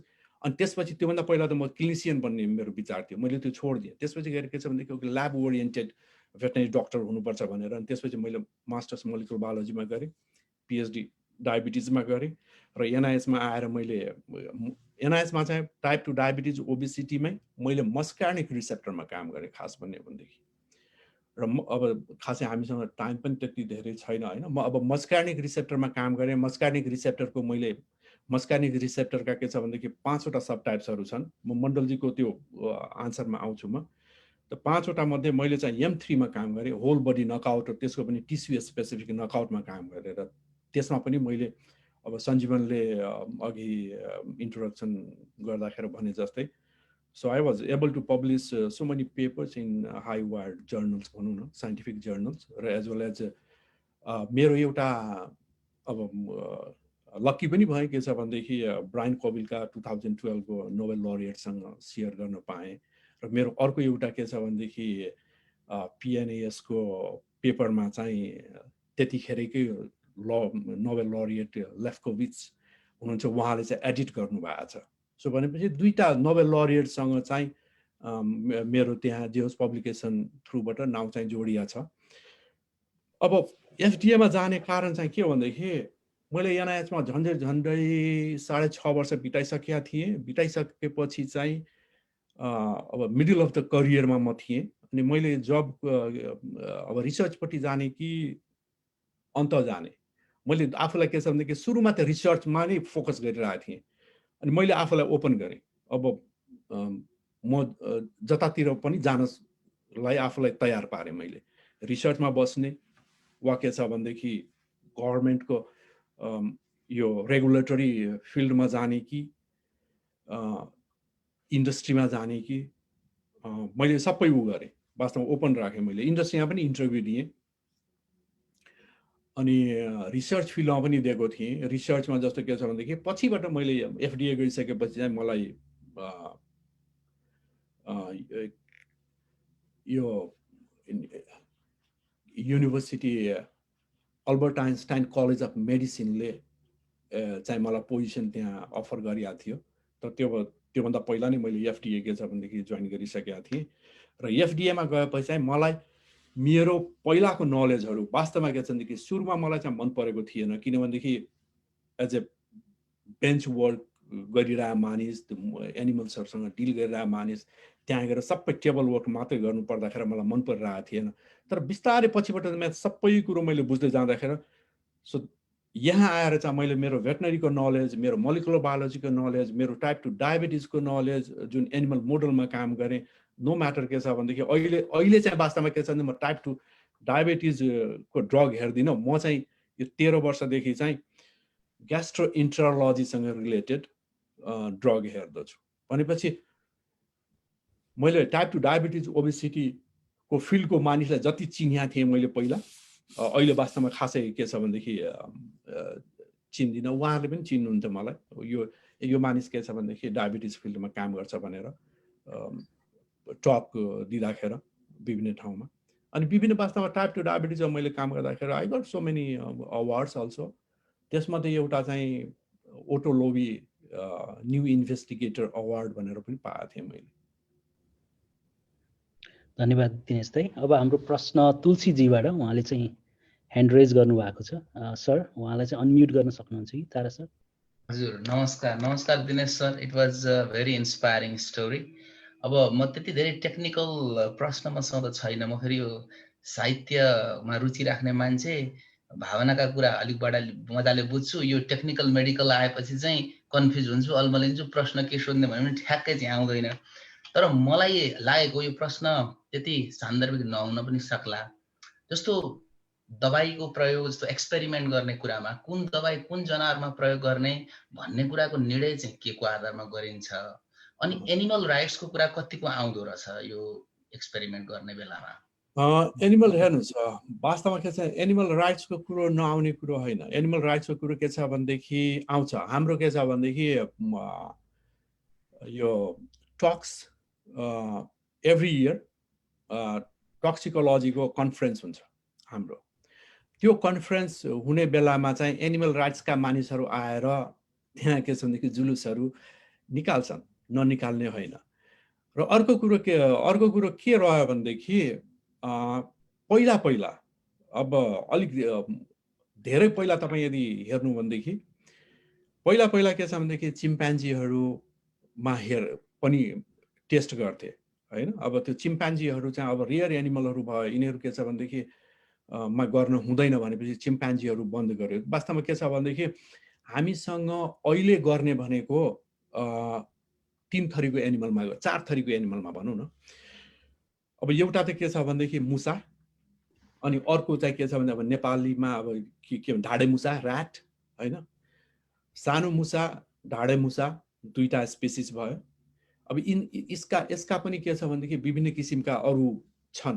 त्यो के छ भनेदेखि जेनेटिक मेकअप भएका एनिमल्सहरू छन् तिनीहरू। अनि अर्को चाहिँ के छ भनेदेखि कुकुरमा चाहिँ प्रायः जसो के छ भनेदेखि बिगल डगमा गरिन्छ हैन। अनिखेर अर्को चाहिँ के छ भनेदेखि मङ्किजमा गरिन्छ। अब मङ्किजमा गर्ने भनेको कस्तो खाले मङ्किजमा, हाम्रो पशुपतिको मङ्किज छ नि, त्यो बाँदर, त्यो बाँदरमा गरिन्छ। त एनिमल राइट्सको कुरो छ हैन, त्यहाँ नभएको होइन। म आफै पनि भेटनरियन भएकोले चाहिँ के छ भनेदेखि अब भनौँ न कि अब जुन मैले अघि भने नि के अरे लुम्लेमा मैले काम गर्दाखेरि अब त्यत्रो एनिमल्सहरू तपाईँले राखिराख्नु भएको छ घरमा। अब हिन्दू हो, तपाईँले गाई काट्न मिल्दैन हैन। भैँसी घरमा बाँधिरहेको भैँसीलाई के छ भनेदेखि माया लाग्छ। इभन के छ भनेदेखि दसैँमा हामीले अब त्यो खसी काटेर काट्दाखेरि त घरमा पालेको खसी काट्न माया लाग्छ खासै भन्यो भनेदेखि। त्यो एनिमल राइटको कुरो नभएको होइन, एनिमल राइटको कुरो छ। अब त्यसमा के रह्यो भनेदेखि अब त्यत्रो त्यो लुम्लेमा मैले काम गर्दाखेरि त्यत्रो के छ भनेदेखि रिसोर्सेस हो त हो नि त्यो एनिमलहरू भनेको। खेर गइरहेछ, तपाईँहरूले खुवाइराख्नु भएको छ, पियाइराख्नु भएको छ, केही पनि छैन, दुध पनि छैन, गोबर बाहेकहरू केही पनि छैन। अनि त्यसमा मैले टेस्ट गरेर भनौँ अलिकति 2-4वटा 60% जति 50-60% जति ब्याउने भयो। त्यसमा चाहिँ वास्तवमा के छ भने डाक्टर द्रोण रसारी र मैले सँगै काम गरेँ। अनि अब त्यो एउटा पार्ट भयो। अर्को पार्ट एनिमल राइटको। अब एनिमल राइट अब पहिला जुन चिम्पान्जीहरू अरू चिजहरूमा गरिन्थ्यो त्यो कम भइसक्यो। अहिले गएर के छ भनेदेखि वास्तवमा इनभिट्रो मोडल्सहरूमा एफडीएले पनि गइरहेछ, धेरै कुरोमा गइरहेछ। कम्पनीजहरूले पनि धेरै कुरो के छ भनेदेखि गरिरहेछ। जस्तो के छ भनेदेखि हाम्रै अफिसमा पनि सर्टेन कुरोहरू जिब्रा फिसमा गरेको पनि आउँछ ड्रग मोडल्सहरू। त्यो जिब्रा फिसमा आएको ड्रग मोडल्सहरू जेनेटिक्स हेर्नको लागि त वास्तवमा सबभन्दा सजिलो जिब्रा फिस। अनिखेर के छ भनेदेखि यो झिङ्गा हैन, ड्रोसोफिला जुन भनिन्छ नि, तिनीहरूमा त्यो जेनेटिक इफेक्टहरू हेर्न एकदमै सजिलो, एकदमै चाँडो देखिन्छ तिनीहरूमा। अनि त्यो चेन्जहरू भइरहेछ। यो मलाई के लाग्छ भनेदेखि समयको आधारमा यो के छ भनेदेखि बिस्तारै गएर मलाई लाग्छ एनिमल मोडलहरू युज हुँदैन होला। एनिमल मोडल युज नहुने कारणहरू पनि के छ भने एनिमल मोडल युज गर्दाखेरि असाध्यै महँगो पर्छ। खासै भन्यो भनेदेखि हामीले जुन औषधि पाइरहेछौँ, एउटा कम्पनीले एनिमल स्टडिज गर्दाखेरि मिलियन्स एन्ड मिलियन्स के छ भनेदेखि पैसा खर्च गरिरहेछ। एउटा त के छ भनेदेखि पैसा पनि खर्च भयो, टाइम कन्ज्युमिङ पनि छ, र त्यसको के छ भनेदेखि त्यो पुरा के छ भनेदेखि स्टडीको इम्प्याक्ट एकैचोटि पाउनु पनि गाह्रो छ। त्यसैले गर्दाखेरि के छ भनेदेखि त्यो औषधि भनौँ न ल 2-3 वर्षमा आउनुपर्ने औषधि वा 4 वर्षमा आउनुपर्ने औषधिलाई झन्डै 8 वर्ष 10 वर्ष लाग्छ हैन। त्यो थुप्रै हर्डल्सहरू छन्। त्यो जान्छ होला, बिस्तारै जान्छ होला त्यो। थ्याङ्क यू दाइ। यहाँ चाहिँ तोया सर पनि हुनुहुन्छ, उहाँले चाहिँ केही शब्दहरू राख्न चाहनु भएको छ। तोया सर, हजुरलाई अनम्युट।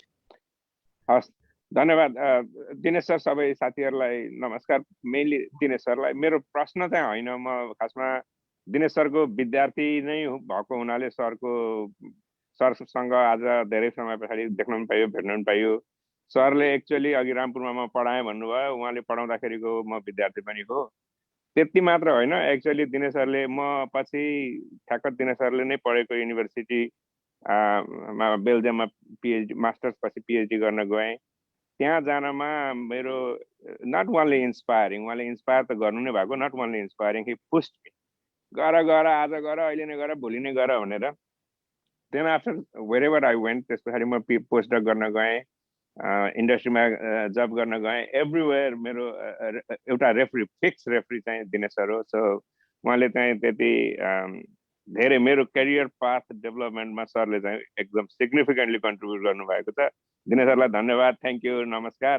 अब म अहिले एउटा ड्रगमै वाला कम्पनीमै पनि काम गर्ने हुनाले सर हजुर एफडिएमा हुनुहुन्छ। एउटा क्वेसन चाहिँ मेरो, अघिको सरले सबै डिस्क्राइब चाहिँ स्मल मलिक्युलको गर्नुभयो। अब अहिले एन्टिबडी अथवा प्रोटिन बेस्ड ड्रगहरू पनि धेरै आएका छन्।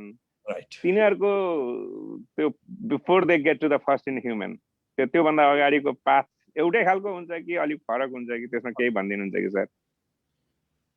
Thank you तोया। तिमीलाई के छ भनेदेखि अब आजदेखि होइन, maybe if I remember correctly मलाई लाग्छ 1990 होला मैले तिमीलाई चिनिया। स्योर, पोखरा सरले हामीलाई पोखरा टुर लिएर जानुभन्दा अगाडि नै देख्यो भनेपछि it's a long time sir. अनिखेर तिमीहरू पहिला एनिमल साइन्समा जोइन गरेका थियो, पछि भेटनरी पढ्छु भने भेटनरीमा जानुपर्छ भनेर के छ भनेदेखि अलिकति इन्स्पायर गर्ने, पुश गर्ने, इन्स्पायर गरेको पनि हो होइन। अनिखेर अब तिमीहरू के छ भनेदेखि अब सर्टेन अब कुरोहरू हुन्छ, अब 2-4 जना के छ भनेदेखि राम्रो स्टुडेन्टहरू थियो तिमीहरू पढ्नलाई। अनिखेर त्यो आधारमा के छ भनेदेखि अब इभन मैले बेल्जियमबाट पढेर आएपछि अब तोयाले भनेको आधारमा अलिकति म यहाँ के थाल्छु भनेदेखि म बेल्जियमबाट पढेर आएँ molecular biology. So I was the third person to complete molecular biology त्यतिखेर नेपालमा भएको मान्छे मध्ये। मलाई लाग्छ पहिलो चाहिँ हाम्रो के अरे जीसी सर हो सर, जीसी गोकर्ण जीसी गोकर्णमा हुनुहुन्छ। अनि त्यसपछि गएर दोस्रो चाहिँ हाम्रो डाक्टर रेवती मान श्रेष्ठ। अनिखेर तेस्रो चाहिँ म हो। र हामी वास्तवमा हामी 3जना मोलिकुलर बायोलोजीमा मास्टर्स गरेर फर्किने, नेपाल फर्किने त्यही युनिभर्सिटीका थियौँ। त्यो पार्ट एउटा भयो। त्यहाँदेखि वास्तवमा के छ भने नि अब नेपालमा म गइसकेपछि अब अलिकति केही त पढाउनु पर्यो। अनिखेर तोयाको ब्याच होइन, त्यसपछिको ब्याचहरूलाई चाहिँ मैले के गरेँ भनेदेखि अब सुविधा छैन, साधन छैन, केही पनि छैन, तर के छ भनेदेखि एटलिस्ट ल म तिमीहरूलाई चाहिँ अलिकति भए पनि मोलिकुलर बायोलोजीको नलेज चाहिँ दिन्छु भनेर। तिमीहरूलाई के छ भनेदेखि तिमीहरूमध्ये कोही पछि गएर मोलिकुलर बायोलोजिस्ट होला या के एडभान्स साइन्स पढ्न जान्छ होला। अनिखेर डिएनए काट्ने छाँट्ने भनेको के कुरो हो र अलिकति एडभान्स इम्युनोलोजी के हुन्छ भनेर अलिकति भए पनि त्यो के अरे कोगुलेसन टेस्टहरू कसरी हुन्छ भनेर त्यो कुरो चाहिँ मैले के छ भनेदेखि प्र्याक्टिकल गर्न नपाए पनि थ्योरीमा यसरी हो। एटलिस्ट के छ भने तिमीहरूलाई शब्द भए पनि के छ भनेदेखि नयाँ ठाउँमा गएर तिमीहरूलाई नयाँ नलागोस् जस्तो के छ भनेदेखि म पढ्न जाँदाखेरि मलाई कतिपय कुरो के छ भने हामीलाई टिचरले नपढाएको कुरो मैले मास्टर्स पढ्न जाँदाखेरि यो त हुनै सक्दैन, यो कसरी त्यो डिएनए काट्ने कसरी जोड्ने भन्ने कुरो हुन्थ्यो कि मलाई त्यतिखेर म मास्टर्स त्यहाँ पढ्न जाँदाखेरि। त्यो कुरो चाहिँ तिमीहरूलाई होस् भनेर मैले त्यसरी गरेँ। अब रहेको तोयाको कुरो के छ भनेदेखि अब तोया हाम्रो त्यो ब्याचको he was one of the bright students होइन। अनि उनीहरूलाई पनि अब मुख्य कुरो त के छ, मैले पुस गरेर मात्रै पनि हुँदैन, तोयाको पनि इन्ट्रेस्ट हुनु पर्यो खासै भन्यो भनेदेखि। त्यो के छ भनेदेखि दुइटै के छ भने त्यतिखेर मिल्यो, तोयालाई पनि इन्ट्रेस्ट लाग्यो, मैले पनि अलिकति त्यतिखेर इन्फर्मेसन हो खास भन्यो भनेदेखि इन्फर्मेसन मात्रै हो मैले दिएको, पढ्ने लेख्ने यताउति गर्ने त तोयाले आफै गरे। त्यसमा के छ भने मैले गएर उसको जाँचमा बसेको पनि होइन, तोयाले आफै पास गरे सबै कुरो। तर मैले के छ भने तोयालाई अलिकति इन्फर्मेसन फ्लो गरिदिएको मात्रै हो। एनिवे अब रह्यो तोयाले भनेको के छ भनेदेखि प्रोटिनहरूमा अलिकति फरक छ वास्तवमा। त्यसमा के छ भनेदेखि कार्सिनोजेनिसिटी स्टडी गर्नु पर्दैन। अनि धेरै कुरोहरू त छैन त्यस्तो। अनि अब त्यो कस्तो खाले प्रोटिन हो, अब त्यो प्रोटिनले के छ भनेदेखि अर्को अब डेफिनेटली सिङ्गल डोज र रिपिट डोज टक्सिसिटी त गर्नै पर्छ होइन। अब त्यसको धेरै कुरो चाहिँ स्केप गर्छ त्यसले वास्तवमा। यो स्मल मोलिक्युल भन्दा त्यो प्रोटिन बेस्ड ड्रगहरूमा चाहिँ कार्सिनोजेनिसिटी भयो। त्यसपछि गएर के छ सेफ्टी फार्माकोलोजी चाहिँ गर्नुपर्छ हेरी कहाँसम्म हुन्छ कुनै त नेटिभ नै प्रोटिन पनि हुन्छ नि शरीरमा भइरहेको प्रोटिनहरूको कुरो आउँछ तर बेसिकली भन्ने हो भनेदेखि चाहिँ धेरै कुरो गर्नु पर्दैन प्रोटिनको लागि चाहिँ थ्याङ्क यू सर धन्यवाद दाइ म चाहिँ अब हामीसँग 5 मिनट मात्रै छ बाँकी अब केही प्रश्नहरू मात्र लिनेछु र अब चाहिँ म तारा सरलाई चाहिँ प्रश्न राख्नको लागि अनुरोध गर्छु उहाँले चाहिँ हात रेज गरिराख्नु भएको छ अघिदेखि हजुर थ्याङ्क यू सञ्जीवन मैले सरसँग यति धेरै गहकिलो कुराहरू विशेष गरिकन यो औषधिको विकास कसरी हुन्छ भन्ने बारेमा सुने म आफू मोलिकुलर बायोलोजी र बायोकेमिस्ट्री विशेष गरेर ट्रान्सलेसनल रिसर्च यो biomarker discovery organ transplantation diagnostics मा काम गर्ने मेरो लागि यो एकदमै क्लासरुम जस्तै भयो धेरै जाने सर हजुरलाई धेरै धन्यवाद छ हजुरको महत्त्वपूर्ण समय हामीले पायौँ सरलाई एउटा अलिकति विज्ञानबाट अलिकति टाढाको प्रश्न सोध्छु नेपालमा स्कुलको शिक्षा लिनुभयो कलेजको शिक्षाको लागि अलिकति इन्डियाबाट पनि इन्डियामा पढेर आएँ भन्नुभयो सरसँग हिजो अलिकति अनौपचारिक कुरा हुँदाखेरि नेपालका कालीकोट हुम्ला जुम्ला सबैतिर पैदलै हिँडेको छु जुन बेलामा भेटनरी डिग्री लिएर आएँ त्यसपछि हिँडेको छु भन्नुभयो त्यति साह्रै नेपालको माटो पाइला पाइलाले नापेको मान्छे अनि फेरि विदेश आएर उच्च शिक्षा लिएर अहिले अमेरिकाको म चाहिँ नेपाली ठेट शब्दमा भन्नुपर्दा हाकिम संस्था भन्छु किनभने FDA is a global authority हैन हामीले चाहिँ US food and drug administration भने पनि FDA is it controls its aura goes all over the world त्यस्तो ठाउँमा एकदम सिनियर लेभलमा काम गरिराख्नु भएको छ हाम्रो लागि गौरव हुनुहुन्छ मलाई सरसँग एउटा प्रश्न छ यो प्रश्न चाहिँ सर कहिलेकाहीँ सुत्ने बेलामा अथवा एक्लै हुँदाखेरि नेपाल सम्झिँदाखेरि आफ्नो विगत सम्झिँदाखेरि अब यतिसम्म त गरियो अब यो अलिकति पढेको अलिकति लिएको यो स्किल ट्रेनिङहरू यो कुरा कसरी हाम्रो नेपालको नयाँ जेनेरेसन एउटा अर्को त्यहाँको संस्थाहरू शैक्षिक संस्थाहरू छन् अब अलिकति अनुसन्धानात्मक संस्थाहरू पनि छन् सुरु पनि भइरहेको छन् त्यसमा कसरी दिन सकिन्छ होला भन्ने सरलाई कस्तो लाग्छ एउटा त्यो प्रश्न अर्को कुरो नेपाल सरकारबाट अथवा पदाधिकारीहरूबाट सरलाई कसैले सम्पर्क गर्नुहुन्छ हजुरले जति एउटा शिक्षा तालिम लिनुभएको छ जति अनुभव आर्जन गर्नुभएको छ त्यसमा सरबाट हामीले केही कुरा लिनु पर्यो देशले केही लिनु पर्यो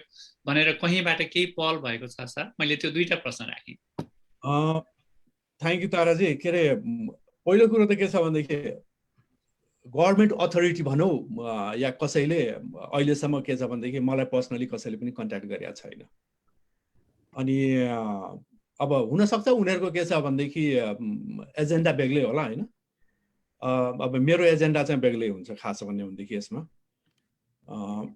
अब त्यो बेग्लै एउटा अब हामी सबैलाई थाहा छ होइन नेपालको गभर्मेन्ट भनौँ वा के छ भनेदेखि विदेशमा गएर काम गर्ने नेपाली एजेन्सी नै भनौँ बरु खासै भन्यो भनेदेखि हामी बेल्जियममा छँदाखेरि थोरै मानिसहरू थियौँ त्यहाँ बरु त्यतिखेर एम्बेसडर हुनुहुन्थ्यो उहाँले चाहिँ तपाईँहरू के गर्दै हुनुहुन्छ कसो गर्दै हुनुहुन्छ भनेर चाहिँ हामीले जुन त्यतिखेर भर्खर त म मास्टर्स मात्रै गरिरहेको थिएँ अनि त्यतिखेर चाहिँ हाम्रो फिल्डमा अरू एक दुईजना अरू बेग्लै फिल्डमा पनि हुन्थ्यो उहाँहरूको इन्ट्रेस्ट चाहिँ उहाँले सुन्नुहुन्थ्यो कुन चाहिँ हाम्रो नेपालीहरू के पढिरहेछन् कसो गरिरहेछन् भनेर अब छोडो त्यो कुरो चाहिँ के छ भनेदेखि पछिको कुरो अब मैले चाहिँ नेपालमा के गर्ने त अब केही गर्न सकिन्छ कि जुन भन्नु नि ताराजीले वास्तवमा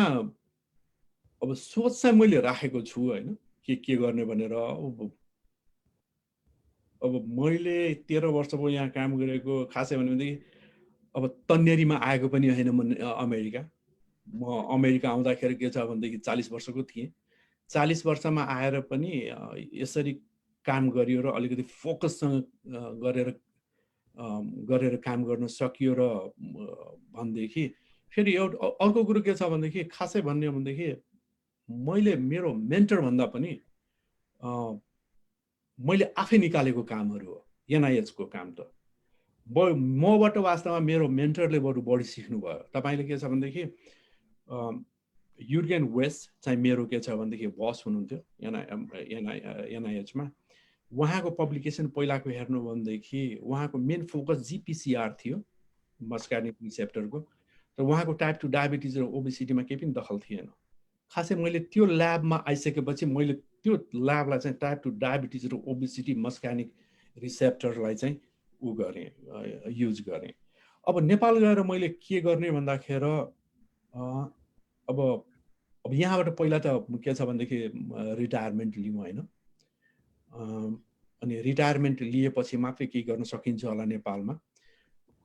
अब यहाँ पनि मैले काम गर्ने र नेपालमा पनि काम गर्ने चाहिँ उस्तै काम गर्न चाहिँ मिल्दैन, किनभनेदेखि यहाँको जुन इथिक्स छ हाम्रो त्यो इथिक्सले गरेर मिल्दैन। इभन के छ भनेदेखि अहिले मैले तपाईँलाई यो टक दिँदाखेरि मैले वास्तवमा एफडीएले कुन औषधिमा कसरी काम गरिरहेछ भन्ने कुरो भन्न मिल्दैन। त्यो सबै कुरोहरू केही पनि भन्न मिल्दैन त्यो।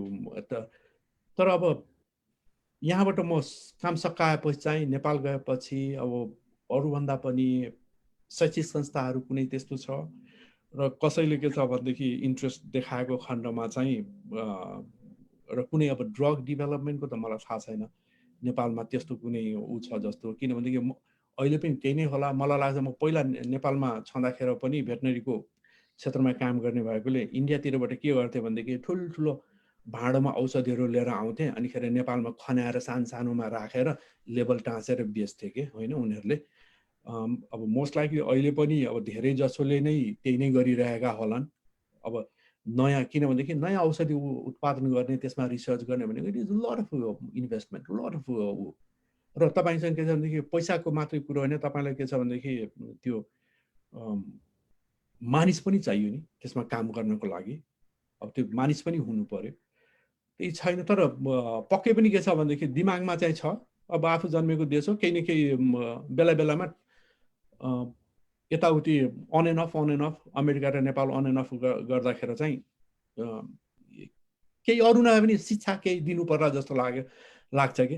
अब हँसाउने कुरो भनौँ न, एउटा कुरो के छ भनेदेखि म एकचोटि अमेरिका आएपछि लामो समय बसेर अनि नेपाल पुगेको थिएँ। नेपाल पुगेपछि अनिखेर त मेरो एउटा साथी के छ भनेदेखि भेट भयो।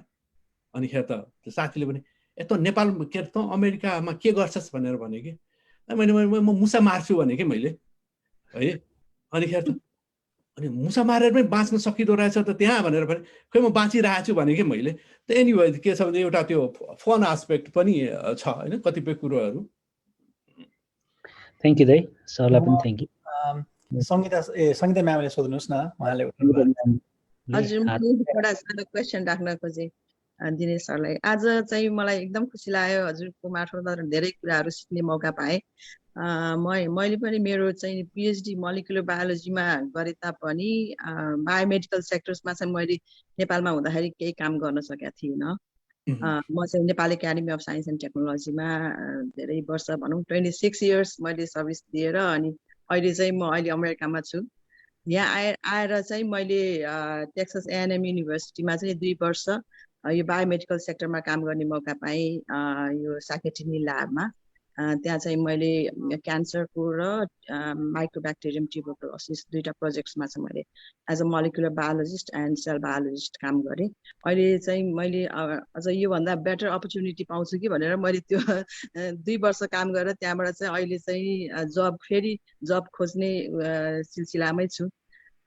धेरै कुरा नगरिकन अब नेपालमा चाहिँ अब मोलिकुलर बायोलोजीको चाहिँ हामीले अब नास्टबाट त्यहाँ एउटा सेन्टरै खोल्न सकिन्छ कि भने मैले पनि धेरै पहल गरेको हो हुन चाहिँ, तर त्यो सम्भव हुन सकेन। हामी चाहिँ अब नास्टमा एउटा सानो, मैले पिएचडी गरेर 2002मा फर्केपछि एउटा सानो पिसिआर ल्याबबाट चाहिँ सुरु गरेको ल्याबलाई चाहिँ अहिले मैले छोड्ने बेलासम्म चाहिँ एउटा चाहिँ फुल फ्लेज्ड मोलिकुलर बायोलोजी ल्याब एउटा चाहिँ इस्टाब्लिस गरेर छोड्ने सौभाग्य चाहिँ मैले पाएँ। त्यसमा चाहिँ मैले अलिकति गर्व गर्छु। अरू कुरा चाहिँ अब बायोमेडिकल सेक्टरमा मैले गर्न चाहँदै हामीले गर्न खोज्दै अब नास्टको अब म्यानेजमेन्ट गभर्मेन्टको सबै कुराको जन्जालमा है त्यो गर्दाखेरि गर्न धेरै मुस्किल पर्यो, गर्न सकिएन, त्यो आफ्नो ठाउँमा छ। तर यहाँ आइसकेपछि अब मैले अलिकति भए पनि बायोमेडिकल सेक्टरमा पनि केही कन्ट्रिब्युट केही काम गर्ने मौका पाएँ।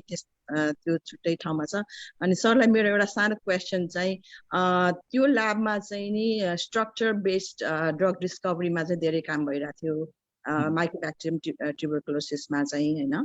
अनि मैले सरबाट जान्न खोजेको चाहिँ अहिलेको यो ड्रग डिस्कभरीको रिसर्चहरूमा चाहिँ स्ट्रक्चरल बायोलोजी सबै डिजिजहरूमा रिसर्च भइरहेछ कि? जस्तो अब टिबीमा मात्र होइन कि अब अरू सरले जस्तो भन्नुभयो डायबिटिजमा भयो होइन, अरू डिजिजहरूमा, क्यान्सरमा, यिनीहरूमा पनि अब स्ट्रक्चर बेस्ड ड्रग डिस्कभरीमा कतिको रिसर्च भइरहेछ र यो सरको अलिकति सरबाट अलिक अरू बढी ज्ञान प्राप्त गर्न सकिन्छ कि भन्ने।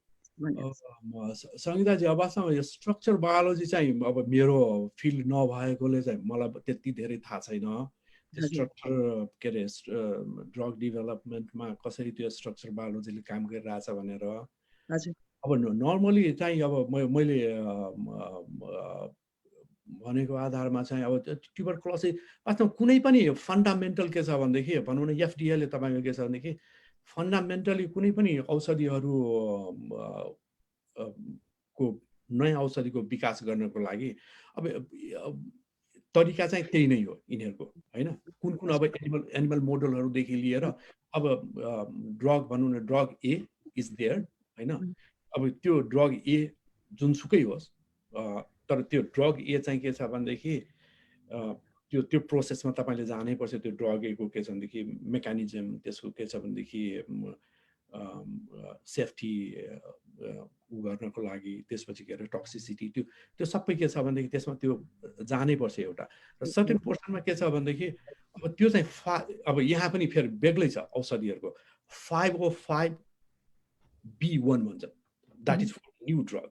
अब कुनै औषधि के छ भनेदेखि अलरेडी बजारमा छ तर के छ भनेदेखि तपाईँको त्यो प्रोसेसमा जानु पर्दैन तपाईँले धेरै कुरो गर्नलाई।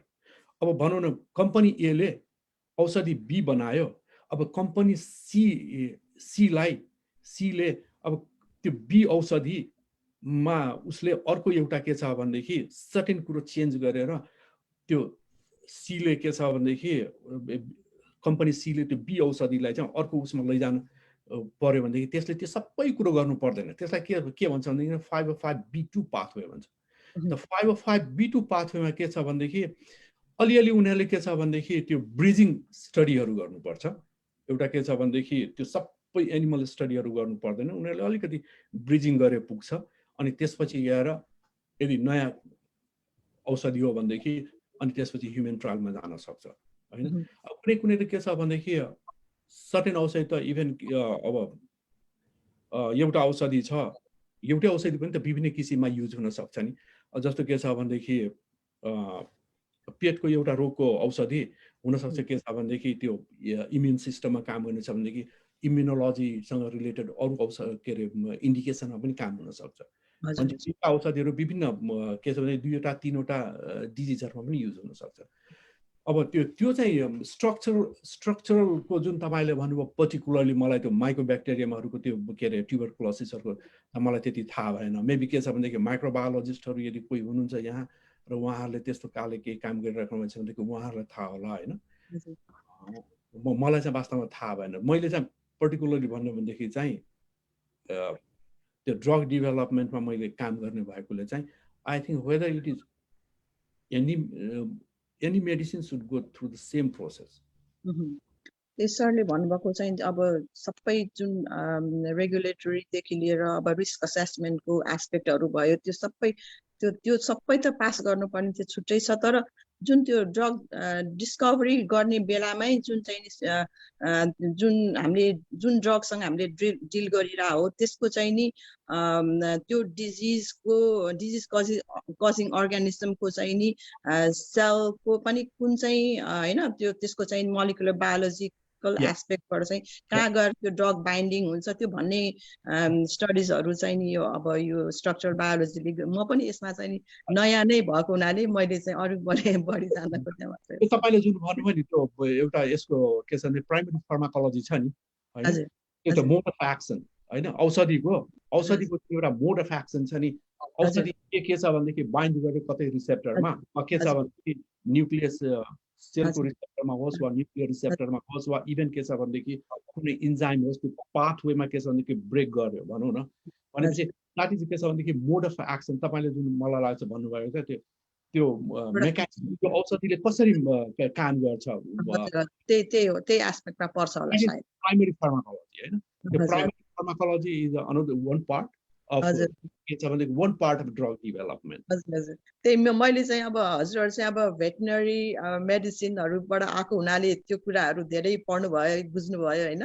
म चाहिँ अब यतातिर प्लान्ट साइन्सबाट आएको हुनाले त्यो कुराहरूमा मेरो त नलेज ग्याप भयो नि, त्यही कुरा मैले अलिकति गर्न खोजेँ मात्रै हो sir. Thank you so much. Thank you so much. Thank you ma'am. अब हामी अन्तिम प्रश्नमा जान्छौँ। राजेन्द्रजीले ह्यान्ड रेज गर्नुभएको थियो सायद, र बाँकी प्रश्नहरू जुन यहाँ छन् हामी चाहिँ फेसबुकबाट फेरि त्यो उत्तर दिने प्रयास गर्नेछौँ। अहिलेलाई चाहिँ हामी अन्तिम प्रश्नतर्फ आयौँ, किन भन्दा समय पनि 11:40 भइसक्यो यो इस्ट कोस्टको। दिनेश दाईको पनि लगभग 2 घन्टा हामीले लिइसक्यौँ, पौने 2 घन्टा। Thank you so much sir. ल राजेन्द्रजीले आफ्नो प्रश्न राख्न सक्नुहुनेछ। हजुर म्युट हुनुहुन्छ। थ्याङ्क यू सञ्जीवनजी। मैले यो प्रश्न अलिकति ड्रग डेभलपमेन्टमा भन्दा पनि त्यही अघि तारा सरले सोध्नु भएको थियो दिनेश सरलाई नेपाल फर्किने कुरा अथवा चाहिँ ट्रेनिङका कुरा अथवा नेपालमा कहीँ आफ्नो स्किल्सहरू सिपहरू युटिलाइज गर्ने सदुपयोग गर्ने बारेमा मैले यसमा अलिकति थोरै थप्न मात्रै चाहेको हो। Thank you Tara sir to bring this up. Dinesh sir, अब हामी धेरै साथीहरू आफ्नै गाउँठाउँमा गएर केही गर्न सकिन्छ कि भनेर नेपाल फर्कौँ अभियान पनि सुरु गरेका छौँ। निरीले पनि अब हामीले अघि यङ्गर जेनेरेसनलाई एउटा संस्था बनाऊँ, एउटा न्यानो प्लेटफर्म बनाऊँ so that every one can come up, collaborate together, work together भनेर सुरु गरेका हौँ। मलाई हामी सबैलाई चाहिँ मैले हजुरसँग हामी सबैको एउटा प्रतिनिधि अनुरोध मात्रै, मार्गदर्शन अझै गाउँ गाउँमा जानु भएर त्यो अघि जुन भन्नुभयो त्यो ग्रुपमा हजुरले त्यो सिङ्क्रोनाइजिङ त्यो वार्मअप त्यो हिटिङ टेम्परेचरको कुराहरू गर्नुभयो। यसरी नै गाउँलाई सुहाउने मोडल डेभलप गरेर त्यहाँका स्कुल्सहरूमा त्यहाँका नयाँ जेनेरेसनलाई हामीले अलिकति यो विज्ञान र प्रविधिमा रिसर्चमा इनोभेसनमा अलिकति केही कुराहरू कन्ट्रिब्युट गर्न सक्छौँ कि भन्ने हाम्रो ध्येय छ। हाम्रो एउटा गोल पनि हो training. We need you help, let's work together भन्न चाहन्छु। म यति नै मात्रै भन्न खोजेको। Thank you. अनि ठिकै छ त। के अरे राजेन्द्रजी, वास्तवमा के छ भने नगर्न सकिने होइन, गर्न सकिन्छ होइन। र अर्को कुरो के छ भनेदेखि अब रहेको छ भनेदेखि अब गाउँ देश फर्किने अभियान जुन भन्नुभयो नि तपाईँले, अहिलेको कन्डिसन लाइक भन्नुहोस् न, अब तपाईँ कहाँ हुनुहुन्छ, म कहाँ छु, वी आर टकिङ होइन। त्यो टेक्नोलोजी चाहिँ यस्तो सजिलो भइसक्यो कि तपाईँले के छ भनेदेखि त्यो गाउँ नै फर्किनु पर्दैन, त्यो देशमै फर्किनु पर्दैन। तपाईँले जहाँ बसेर पनि के छ भनेदेखि कन्ट्रिब्युट गर्न सक्नुहुन्छ। त्यो कन्ट्रिब्युट गर्न सक्ने भनेको के छ भनेदेखि तपाईँको नलेज भयो होइन, फिजिकल प्रेजेन्स मात्रै हो त्यहाँ भएर तपाईँले के पनि गर्नु भने के फरक परेर। ल म नेपाल फर्केर होइन, तर मैले के छ भनेदेखि त्यो पहिला हामी के अरे आमाले भन्नुहुन्थ्यो कि कहिलेकाहीँ मलाई अब पढेन भनेदेखि त हरिलट्ठक हुन्छस् भनेर भन्नुहुन्थ्यो होइन। अनिखेर अब भनौँ न, अब गाउँ म देशै फर्केर हरिलट्ठक भयो भने त काम भएन नि त त्यहाँ। म त वास्तवमा के छ भनेदेखि फिजिकली नै त्यहाँ हुनुपर्छ भन्ने जरुरी पनि छ जस्तो मलाई लाग्दैन। अहिलेको यो कोभिडले त अझ वास्तवमा के छ हामीलाई देखाइ नै दियो होइन। तर सर्टेन कुरोहरू अब मा चाहिँ तपाईँले फिजिकली नै हुनुपर्छ। जस्तै तपाईँले के छ भनेदेखि ल्याबमा मुसा पाल्नुभयो, ड्रग डेभलपमेन्टमा काम गरिराख्नु भएको छ भने मुसालाई तपाईँले खुवाउनै पर्छ, मुसामा तपाईँले रिसर्च गर्नै पर्छ भने तपाईँले फिजिकली त्यहाँ हुनैपर्छ। त्यसको लागि के छ भनेदेखि कुनै छैन। त्यो तपाईँले त्यो मुसा आइज खा भनेर त्यो मुसाले टेर्ने पनि होइन, गर्ने पनि होइन। अब बेन्च वर्क गर्नुहुन्छ, बेन्च वर्कको लागि के छ भनेदेखि ल्याब वर्कमा पाइपेट चलाउनु पर्यो भने तपाईँले त्यो पाइपेट चलाउनलाई तपाईँले ल्याबमा जानै पर्छ। यो के भनौँ न हामीले यो अहिलेको जसरी कम्युनिकेट गरिरहेको छौँ त्यसरी के छ भनेदेखि कुनै पनि रन गर्न सकिँदैन। सर्टेन कुरोलाई तपाईँ त्यहाँ हुनैपर्छ, सर्टेन कुरोलाई तपाईँ हुनु पर्दैन। त्यसैले गरेर वास्तवमा त्यो दुईटै मोडलहरू युज गरेर गर्न सकिन्छ होला। तर अब त्यही हो, मुख्य सबभन्दा ठुलो कुरो त के लाग्छ भनेदेखि अघि ताराजीले सोधेछ त कसैले तपाईँलाई कन्ट्याक्ट गरेको, मलाई के लाग्छ भनेदेखि म मात्रै होइन, हामी जस्ता वा हामीभन्दा मभन्दा पनि अझ के छ भनेदेखि साइन्टिस्टहरू हुनुहुन्छ होला होइन, यो अमेरिकामा वा अन्य देशमा, इभन नेपालमै पनि। तर सायद विभिन्न किसिमले गरेर के छ भनेदेखि उहाँहरूले कन्ट्रिब्युट गर्न पाउनु भएको छैन होला देशको लागि, त्यो बेग्लै कुरो। तर के छ भनेदेखि तपाईँ ग्लोबल के छ भनेदेखि भिलेजमा आइसकेपछि लाइक अहिले मैले एफडिएमा भनौँ न, मैले काम गरिरहेको छु, एफडिएमा मैले काम गरेको औषधिहरू कतिवटा के छ भने एप्रुभ भएको छ। त्यो एफडिएले एप्रुभ गरेको औषधि अमेरिकनको लागि मात्रै होइन नि, त्यो औषधि के छ भनेदेखि नेपालको सेल्फमा बसेका नेपालीहरूले पनि किन्न सक्छ होइन, नेपालीहरूको पनि के छ भनेदेखि ज्यान जोगिन सक्छ त्यो औषधिले होइन। भनेपछि जहाँसुकै बसे पनि त्यसले चाहिँ के छ इम्प्याक्ट पारिरहेको रहन्छ कि। अब रिसर्चमै पनि हेर्ने हो भनेदेखि सञ्जीवनको रिसर्च भनौँ, तोयाको रिसर्च भनौँ, मेरो रिसर्च भनौँ, अरू जुन हुन्छ ल आज के छ भनेदेखि पब्लिकेसन त भयो रे एकदमै राम्रो जर्नलमा, तर के छ भनेदेखि एकदमै राम्रो जर्नलमा पनि पब्लिकेसन चाहिँदैन। खासै भन्यो भनेदेखि सानो के छ भनेदेखि झिना मसिना जर्नलमा पब्लिकेसन भएको कुरो हो, यदि त्यसको के छ भनेदेखि उपयोग राम्रो हुनेछ भनेदेखि त्यसले के छ भनेदेखि राम्रो गरिरहेको हुन्छ। साइन्समै पब्लिकेसन गरेर यो त एकदम ठुलो जर्नल, अब त्यो यतिकै बन्यो होइन, बेग्लै किसिमले त्यो साइन्स भनेको ठुलो जर्नल भनेर बन्यो। तर सानो सानो जर्नलमा पब्लिकेसन भएका कुराहरू पनि कति के छ भनेदेखि ह्युमन युजमा चाहिँ आएको छ कि। त्यसैले गरेर के छ भने सर्टेन कुरोको लागि नेपाल जानुपर्छ होला, सर्टेन कुरो तपाईँले यहीँ बसेर कन्ट्रिब्युट गर्न सक्नुहुन्छ होला। मलाई लाग्छ हामी जुन जति छौँ यहाँ साइन्टिफिक फिल्डमा वा अरू विभिन्न फिल्डमा बसेका साथीहरूले आफ्नो तर्फबाट जुन गर्नुभएको छ नि, त्यो कहीँ न कहीँ के छ भनेदेखि आज भोलि पर्सि 10 वर्षपछि 20 वर्षपछि त पक्कै पनि युज हुन्छ होला सर्टेन एमाउन्ट चाहिँ। थ्याङ्क यू टायनजी। दिनेश दाइलाई चाहिँ हजुरको अमूल्य समयको लागि आज धेरै धेरै धन्यवाद दिन चाहन्छौँ फेरि। र सबै साथीहरू फेसबुकबाट जोडिनु भएको र साथसाथै जुमबाट जोडिनु भएको साथीहरूमा पनि धन्यवाद ज्ञापन गर्न चाहन्छौँ। र अन्त्यमा चाहिँ तारा सरलाई क्विकली एउटा सानो मन्तव्य राख्नु अनुरोध गर्छु र आजको यो वेबिनार चाहिँ यही टुङ्ग्याउँछु। धन्यवाद। हजुर, धन्यवाद सञ्जीवनजी। अनि म दिनेश सरलाई फेरि पनि मेरो एकदमै हार्दिक नमन, धन्यवाद हजुरको समयको लागि। र हजुरहरू जो जति जुममा जोडिनु भयो, यति अलमोस्ट 2 घन्टासम्म बसिदिनु भयो, अनि फेसबुकबाट पनि धेरैले हामीलाई हेरिदिनु भएको छ, जोडिनु भएको छ। सायद हामीले उपयोगी र उपलब्धिमूलक कुराकानी नै गऱ्यौँ आज। हजुरहरूले यसबाट फाइदा उठाउन सक्नुहोस् भन्ने हामीलाई लाग्छ। र यो एउटा श्रृङ्खलाको एउटा कडी मात्रै हो। सरलाई हामी सम्पर्कमै रहन्छौँ र हामी फेरि यो श्रृङ्खलाको चौथो वेबिनार लिएर आउने महिना मेमा भेट हुने बाछा गर्दै आज यहीँ बिदा हुन चाहन्छु। धन्यवाद। मैले फेसबुक लाइभ गरे पनि जुममा बस्ने साथीहरू रहनु होला, हामी एकैछिन अनौपचारिक कुरा गर्न सक्छौँ।